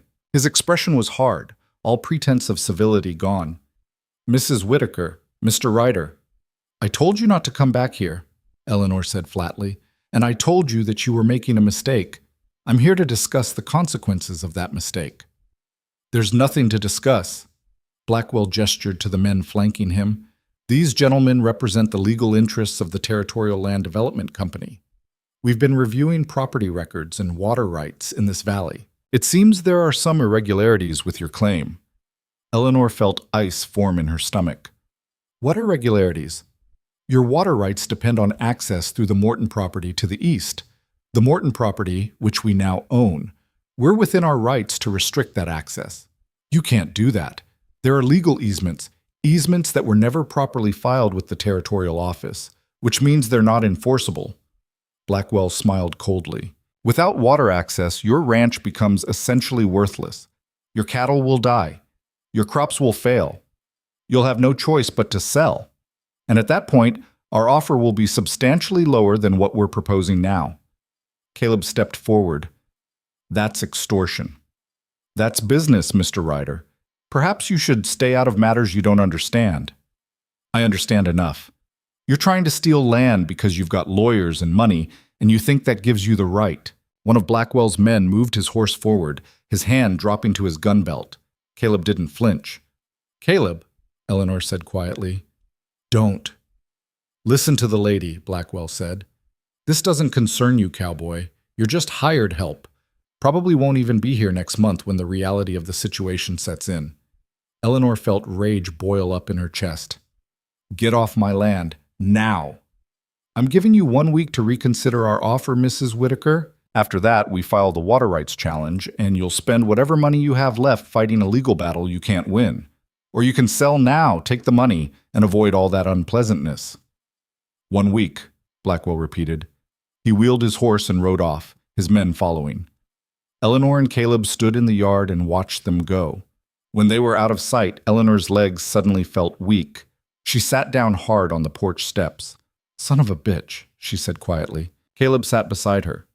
Can he actually do what he's threatening? I don't know. The water rights, Thomas always handled that. I have papers somewhere, but I never looked at them closely. If there's a filing error, if the easements aren't properly recorded, she rubbed her face with both hands. I can't lose this ranch. I can't. You won't. We'll figure this out. With what? I don't have money for lawyers. Don't have political connections. It's just me against a development company with unlimited resources. It's not just you, Caleb said firmly. It's us, and we're not giving up without a fight.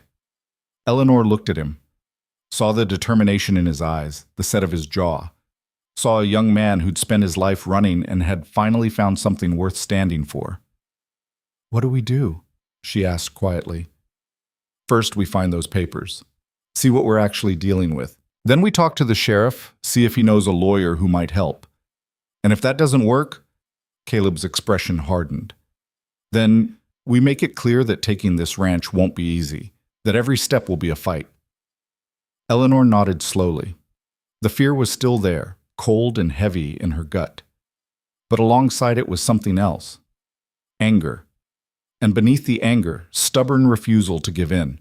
She'd fought too hard for this place to hand it over to men like Harrison Blackwell. They spent the rest of the morning searching through Thomas's papers.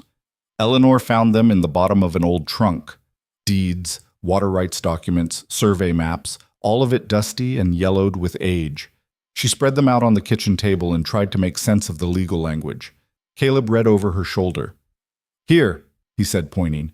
This is the easement agreement with the Mortons, signed by both parties, dated 1889. But is it filed? That's what matters. They searched through the documents but couldn't find a filing receipt. Eleanor felt her stomach sink. Maybe it's at the territorial office, Caleb suggested. Maybe Thomas filed it and just didn't keep the receipt. Maybe.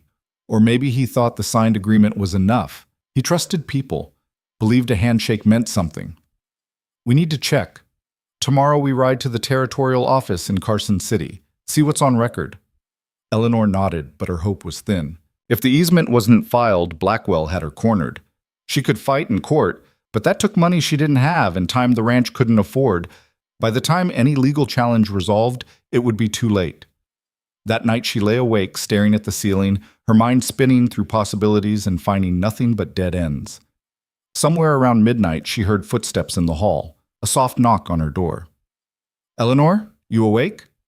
She got up and opened the door. Caleb stood there in his work clothes, looking as sleepless as she felt. Can't sleep either, she asked. Keep thinking about Blackwell, about what he said. Me too. They stood there in the doorway for a moment. Then Caleb said, Can I come in? Just to talk. Eleanor hesitated, aware of how it would look, how improper it was. Then she stepped back and let him in.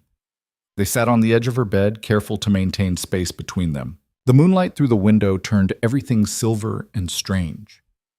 I've been thinking, Caleb said, about what we talked about last night, about wanting to be the kind of man who stays and builds instead of runs. Let me finish.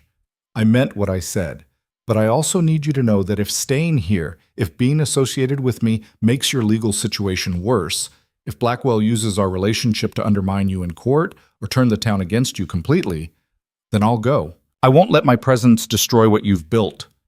Eleanor felt her chest constrict. You think I'd let you leave to protect my reputation? I think you should have the choice, without guilt, without feeling like you owe me anything. She looked at him in the moonlight. This young man who'd shown up with nothing and was offering to leave with nothing to protect her. The generosity of it, the selflessness, made her throat tight. You're not going anywhere, she said firmly. Blackwell doesn't get to dictate my life. Neither does the town's gossip. Neither does fear. If I'm going down fighting, and I'd rather do it with you beside me than alone. You mean that? I do. Caleb exhaled, relief evident in every line of his body. Okay, then we fight together. They sat in comfortable silence for a while. Eleanor became acutely aware of his nearness, of the warmth of his body beside hers, of how easy it would be to close that small distance between them. Can I ask you something? Caleb said quietly. Anything. When you look at me, do you see someone too young, someone who doesn't fit into your life? Eleanor considered the question carefully. When I first met you, maybe, but now I see someone who understands me, someone who makes me remember what it feels like to want something beyond just survival. Someone who... She paused, gathering courage. Someone who makes me feel alive again. Caleb turned to face her fully. I see you the same way. Not as someone older, just as Eleanor, as someone extraordinary who doesn't even realize how extraordinary she is. The space between them felt charged, electric. Eleanor's heart was pounding so hard she was sure he could hear it. This is crazy, she whispered. People will say, let them say it. We barely know each other. I know enough. Caleb, he reached up slowly, giving her time to pull away, and cupped her face in his hand. His palm was rough with calluses, but gentle. Eleanor's breath caught. Tell me to leave, he said quietly.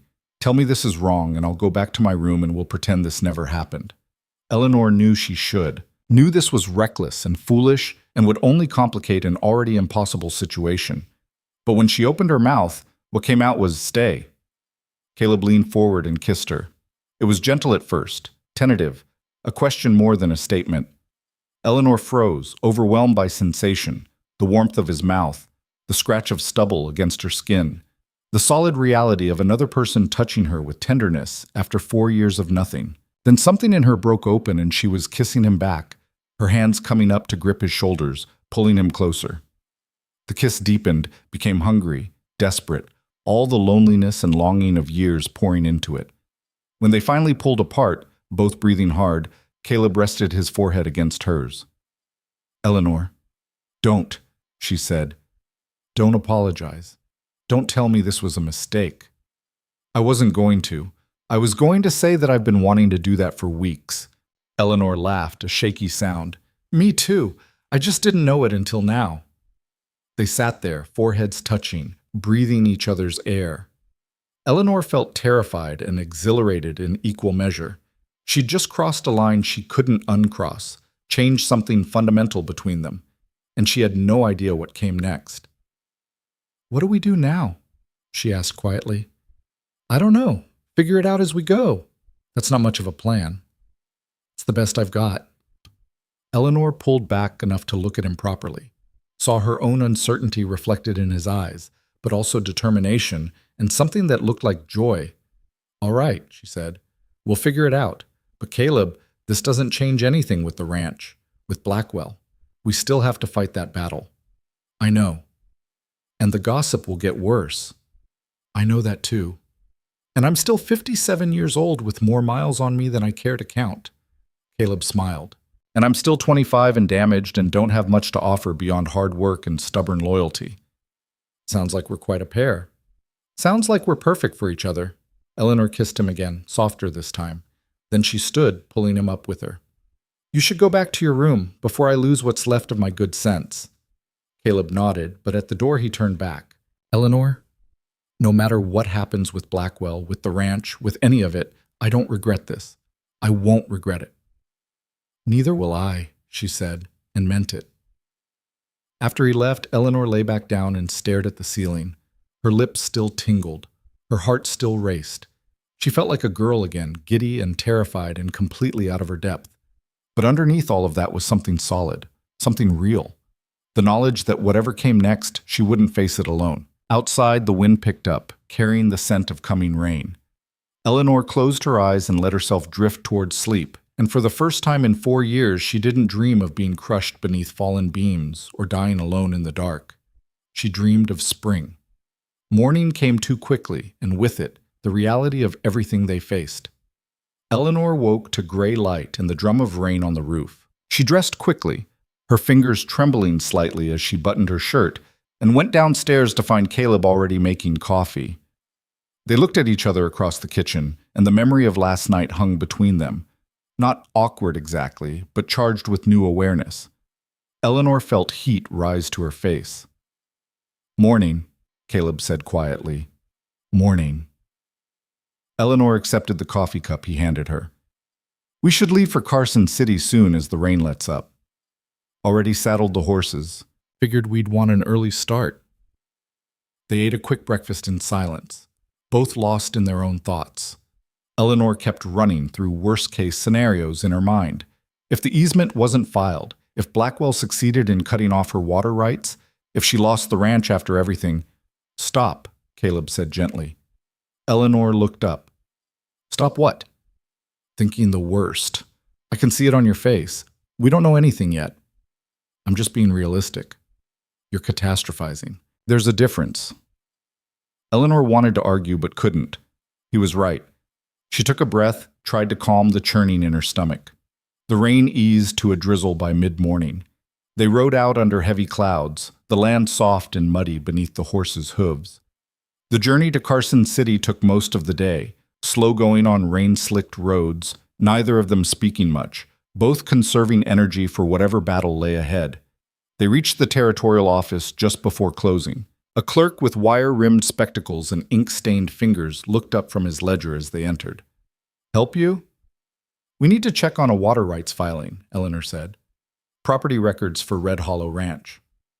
The clerk sighed, the particular sigh of a man asked to do work at the end of a long day. But he pulled out a massive ledger and began flipping through pages.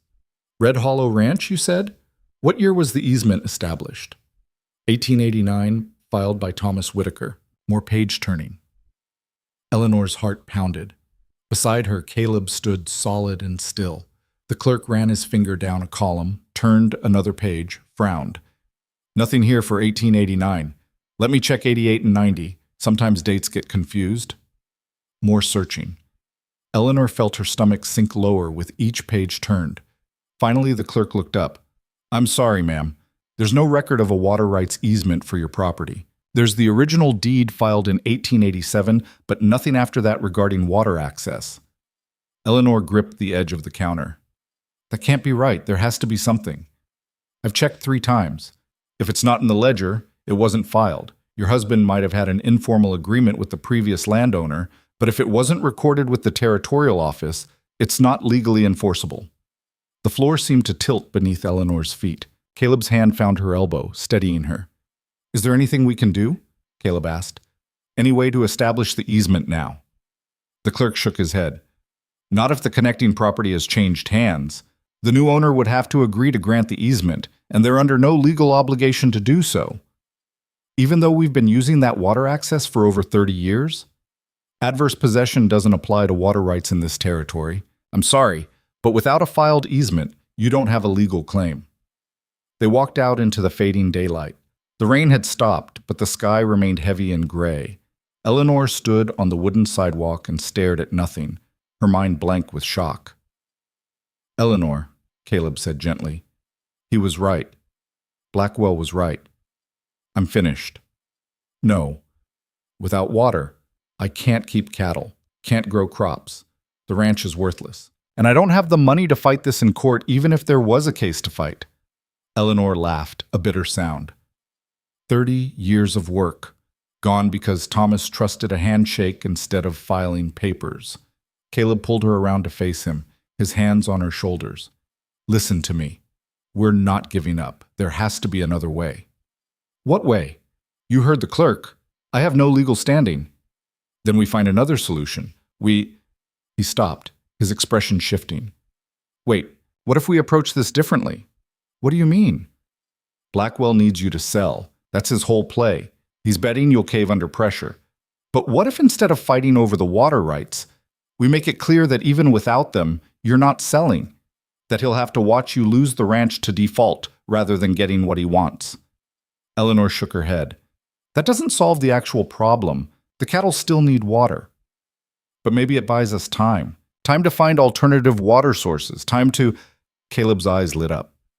"The creek. The one that runs through your eastern pasture. That's on your land, right? Not dependent on the easement?" "Yes, but it's seasonal. Dries up by midsummer. What if we dug it deeper? Made it into a proper water source?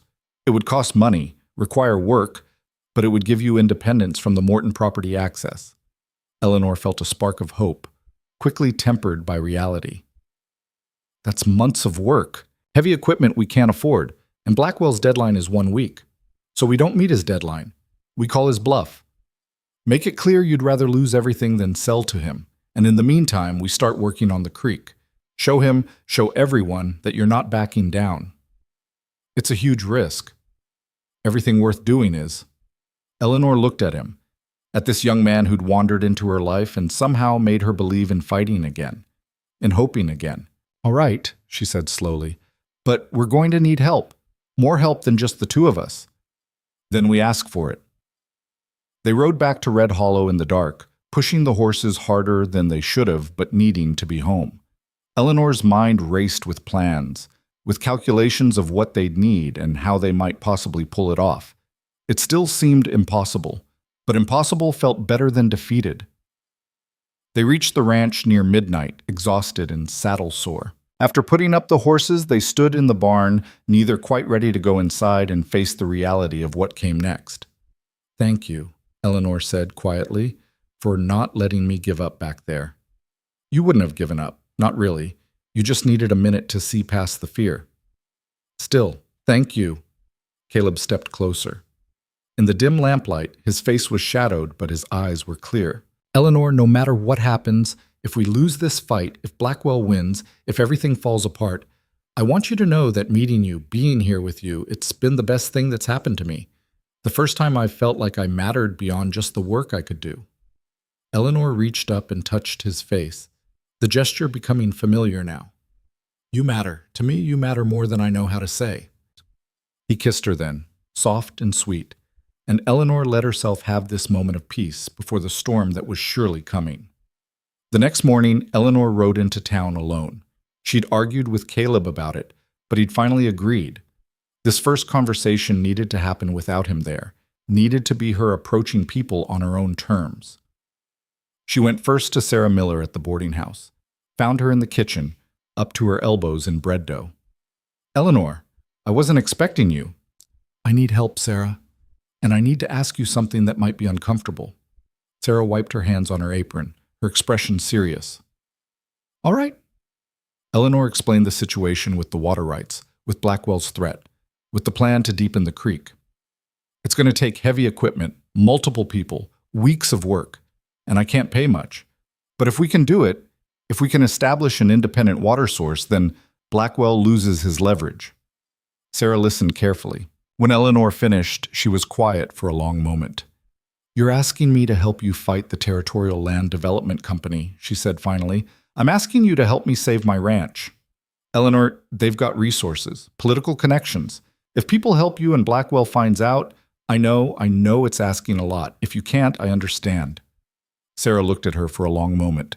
Then she smiled. When do we start? Eleanor felt her throat tighten. You mean it? I meant what I said before. We women have to stick together. Besides, I'm tired of men like Blackwell buying up everything and pushing people around. She untied her apron. Let me get Grace and Beth. If we're doing this, we'll need to organize properly. Within 2 hours, Eleanor sat in Sarah's parlor with a dozen women from town. Sarah, Grace, Beth, and others who'd heard whispers of what was happening and wanted to help. They brought their husbands, their sons, anyone who could spare a day or two of labor. The creek needs to be widened and deepened along at least a quarter mile, Eleanor explained, pointing to a rough map she'd sketched. We'll need picks, shovels, possibly dynamite for the rocky sections. And we need to do it fast, before Blackwell can get a cordon junction or find some other way to stop us. My husband has equipment, Grace offered. Plows, scrapers, not as good as what the development company has, but it'll work. My boys are strong, another woman added. They can dig. I can bring food, Sarah said. Keep everyone fed while they work. Eleanor looked around at these women, these near strangers offering help because they believed in fighting back against bullies, because they understood what it meant to scratch out a life in hard country, because they were tired of being pushed around. I don't know how to thank you, she said, her voice rough. You can thank us by not giving up, Beth said firmly. Show Blackwell and everyone like him that we're not as easy to break as they think. They spent the rest of the morning planning. Who would bring what, when they'd start, how they'd coordinate the work. By the time Eleanor rode back to Red Hollow, she had commitments from 20 people to help in a plan that, while still daunting, at least felt possible. Caleb met her in the yard. How'd it go? Eleanor dismounted, her face breaking into the first genuine smile she'd felt in days. We've got an army. The work began 2 days later. People started arriving at dawn, men with tools and equipment, women with food and water, even children running messages between work crews. The creek became a hive of activity, picks rising and falling, shovels biting into earth, the sound of voices calling to each other across the pasture. Eleanor worked alongside them, her hands blistering, her back screaming, but her heart lighter than it had been in years. Caleb moved between crews, directing work, helping where the labor was hardest, his quiet competence earning respect from men who'd initially been suspicious of him. On the third day, Harrison Blackwell arrived. He came with the sheriff and 2 lawyers, pulling up at the edge of the work site with an expression of barely controlled fury. Mrs. Whitaker, this work stops immediately. Eleanor straightened from the section of bank she'd been reinforcing, wiped sweat from her face. Around her, the work continued. No one even looked up. I'm on my own property, Mr. Blackwell, doing improvements to my own land. Last I checked, that's not illegal. You're attempting to establish an alternative water source to circumvent our legitimate claim to the easement access. I'm making sure my cattle have water. What you do with your property is your business. Blackwell turned to the sheriff. Bill, you need to stop this. They're working their own land, Sheriff Bill interrupted, his tone carefully neutral. I don't see any laws being broken. This is interference with a pending legal matter. What legal matter? Far as I know, you haven't filed any court papers yet, just made threats. Blackwell's face went red. This isn't over. We'll get an injunction. You do what you need to do, Harrison, Eleanor said calmly. We'll do the same. She turned back to her work, dismissing him. Behind her, she heard Blackwell sputtering with rage, heard the sheriff suggesting they discuss this back in town, heard horses moving away. When they were gone, Caleb appeared at her elbow. That went better than expected. He'll be back with lawyers and injunctions and every trick he can think of. Let him come. We'll still be here, still working. And they were. Day after day, through rain and heat and exhaustion, they kept working. The creek bed grew deeper, wider, its banks reinforced with stone and timber. A proper watering hole began to take shape. Not elegant, not perfect, but functional. Independent. On the 7th day, Blackwell's deadline, Eleanor stood at the edge of the completed work and felt something she'd almost forgotten. Pride. Not the quiet satisfaction of surviving another season, but genuine pride in what they'd built, what they'd accomplished together. That evening, after everyone had gone home, Eleanor and Caleb sat on the porch and watched the sun set over the ranch. They were both filthy, exhausted, covered in bruises and scratches. Eleanor had never felt better in her life. "We did it," she said quietly. "You did it. I just helped. We did it together, along with half the town." Caleb reached over and took her hand.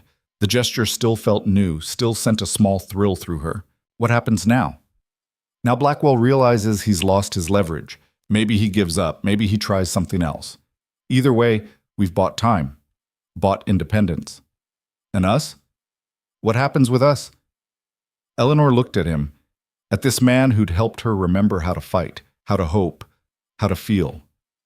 "I don't know. We figure it out as we go, like you said. People will talk. People are already talking. It won't be easy. Nothing worthwhile ever is." Caleb smiled. "You know, when I rode up to your ranch that first day, I thought I was just looking for a few days' work and a place to sleep. I didn't expect—" He paused, searching for words. "I didn't expect to find home." Eleanor felt tears prick her eyes. "Neither did I. I thought home died with Thomas. Thought all I had left was keeping the ranch running until I couldn't anymore. I didn't expect to find it again. Didn't expect to find you." They sat in silence as the sky turned gold and pink and purple. Somewhere in the pasture, cattle lowed. The creek burbled with its new, stronger flow. The land was coming alive again. 2 weeks later, Harrison Blackwell came back one final time. Eleanor saw him riding up the access road alone. No lawyers or hired muscle, just him on a fine horse. She met him in the yard, Caleb beside her. Blackwell dismounted slowly. He looked older somehow, deflated. "Mrs. Whitaker." "Mr. Blackwell, I've come to concede. Your water source is established. My leverage is gone. The company has decided to pursue other properties." Eleanor nodded. "I appreciate you telling me in person. I don't like losing." "Most people don't." Blackwell looked around the ranch, at the repaired fences, the sturdy buildings, the land that spoke of hard work and stubborn survival. "You know, I underestimated you. Thought you were just a desperate widow who'd fold under pressure." "You thought wrong, apparently." He turned to Caleb. "And you? I thought you were just a drifter looking for easy work. Turns out you're more than that." "I'm exactly what I appeared to be," Caleb said evenly. "Someone who knows good people when he meets them, and knows when to stand with them." Blackwell nodded slowly. He remounted his horse, then paused. "For what it's worth, Mrs. Whitaker, I respect what you've done here. Not many people would have fought as hard." "Well, Mr. Blackwell, I respect that you know when you're beaten. Not many people admit defeat gracefully." Something that might have been a smile crossed his face. Then he rode away. Eleanor and Caleb watched him go. When he disappeared from view, Eleanor let out a breath she didn't know she'd been holding. "It's really over," she said. "It's really over." They stood there in the sunlight, on land that was secure now, land that would remain theirs. Eleanor felt something in her chest expand, something that had been compressed for so long she'd forgotten what it felt like to breathe fully. "What do we do now?" Caleb asked. Eleanor looked around at the ranch, her ranch, their ranch, looked at the work still needing to be done, the season still to be weathered, the life still to be lived. "Now we keep going. We plant the north pasture like you suggested. We fix whatever winter broke. We build." "Together?" Eleanor turned to him, this man who'd appeared like an answer to a question she hadn't known how to ask. "Together. People will still talk. Let them talk. I'm done living my life according to other people's narrow minds." Caleb pulled her close, right there in the yard where anyone passing by could see. Eleanor let herself lean into him, let herself feel the warmth and solidity of another person who chose to stay, who chose to build rather than run. "I love you," Caleb said quietly. "I know it's fast and probably crazy and makes no logical sense, but I do." Eleanor's breath caught. She pulled back enough to look at him, saw the truth of it in his eyes. "It is fast and probably crazy and makes no logical sense at all. But I love you too, and maybe that's all that matters." They kissed in the bright afternoon sunlight, and Eleanor felt something shift inside her, the last of the ice that had formed around her heart 4 years ago, finally, fully melting.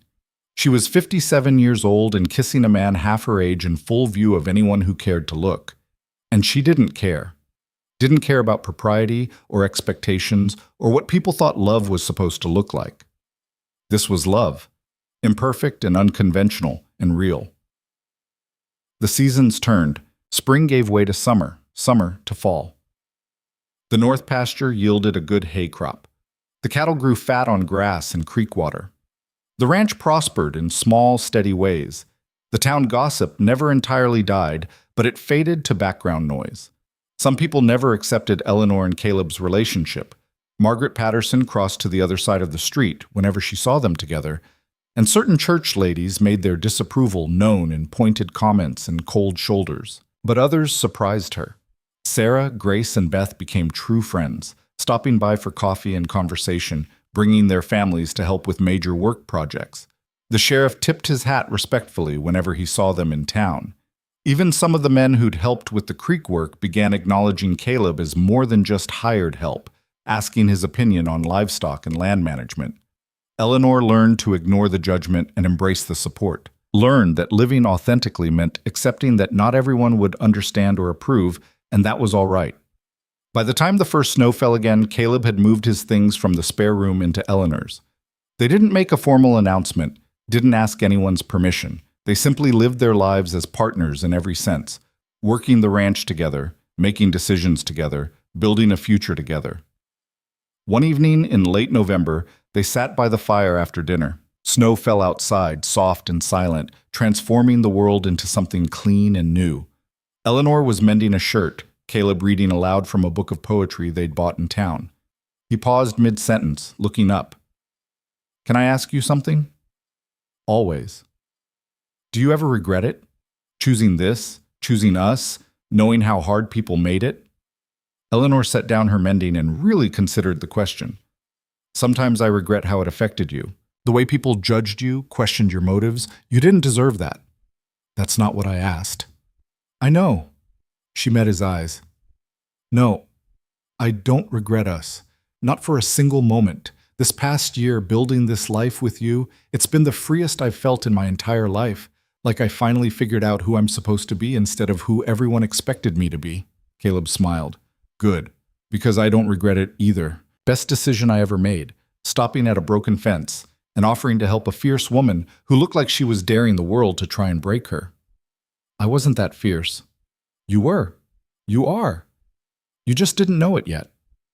Eleanor moved to sit beside him on the floor in front of the fire. He put his arm around her and she leaned into his warmth, his solidity. "Do you think Thomas would approve?" Caleb asked quietly. "Of us?" It was a question Eleanor had asked herself more than once. She thought about the letter she'd burned, then unburned, the words about not waiting for ghosts, about living whatever time she had left. "I think Thomas would want me to be happy, to not spend the rest of my life alone. And I am happy, happier than I thought possible after he died." "Me too. Happier than I've been since—" Caleb paused. "Maybe happier than I've ever been." They sat in comfortable silence, watching the fire, listening to the snow whisper against the windows. Outside, the ranch slept under its white blanket. The cattle were safe in the windbreak. The horses were warm in the barn. The fences were sound. The water flowed steady and independent in the creek they'd carved with their own hands, and the help of people who believed in fighting back. "You know what I realized?" Eleanor said eventually. "What's that?" "It's never too late, for any of it. I thought my life was essentially over when Thomas died. Thought all I had left was maintaining what we'd built until I couldn't anymore. But I was wrong. Life isn't over until it's over. And as long as we're breathing, there's always the possibility of something new, something unexpected, something better." Caleb kissed the top of her head. "Something like a drifter showing up at your broken fence?" "Something exactly like that." They stayed there by the fire until the flames burned low and the cold began creeping in. Then they banked the coals, checked the doors and windows, and climbed the stairs to their shared room, together the way they did everything now. Years would pass. They would face more winters, more storms, more challenges. The ranch would have good years and lean years. The town would eventually accept them, or most of it would, and those who didn't would at least grow tired of caring. Eleanor would live to 73, strong and sharp until nearly the end, her silver hair and lined face testaments to a life fully lived. Caleb would stay beside her through all of it, proving every doubter wrong, building something real and lasting with the woman who'd taught him it was never too late to try. But that was all ahead of them, unknown and unwritten. Tonight, as Eleanor drifted towards sleep with Caleb's breathing steady beside her, she thought about the beam that had almost killed her in the barn. Thought about how close she'd come to dying alone, crushed under the weight of everything she'd built and lost. Instead, she'd lived, had fought, had opened her door to a stranger and let herself hope again, had chosen courage over fear, had chosen life. And sometimes on clear mornings when the sun turned the mountains gold and the land stretched endless and beautiful in all directions, Eleanor would ride out to check fences or count cattle, and Caleb would ride beside her, both of them steady in the saddle, both of them home. Travelers passing through the valley would sometimes see them and wonder at the sight. The silver-haired rancher and the younger man beside her, clearly partners in every sense. Some would judge, some would wonder. Some would simply tip their hats and ride on, recognizing something they couldn't quite name but instinctively respected. And if those travelers had asked, though they never did, Eleanor would have told them the truth, that love doesn't follow rules, that hope doesn't have an expiration date, that it's never too late for life to surprise you, to challenge you, to offer you something better than survival, that sometimes the greatest courage isn't in fighting battles or conquering mountains, but in opening your heart one more time when every logical reason says to keep it closed. That home isn't a place you're born into or inherit. It's something you build with your own hands and stubborn will and the help of people who choose to stand beside you. And that beginnings can happen at any age, in any season, under any circumstances, as long as you're brave enough to recognize them when they arrive at your broken fence with nothing but willingness and hope and a quiet determination to stay. Red Hollow Ranch stood solid against the mountains, smoke rising from its chimney on cold mornings, lights glowing warm in its windows at night. The land was worked and loved and tended by hands that had learned to work together, to trust each other, to build rather than merely survive. And if you listened carefully on quiet evenings when the wind died down and the stars came out bright and clear, you might hear laughter drifting across the valley. The sound of two people who'd found each other against all odds and refused to let go. The sound of a life fully lived, the sound of home,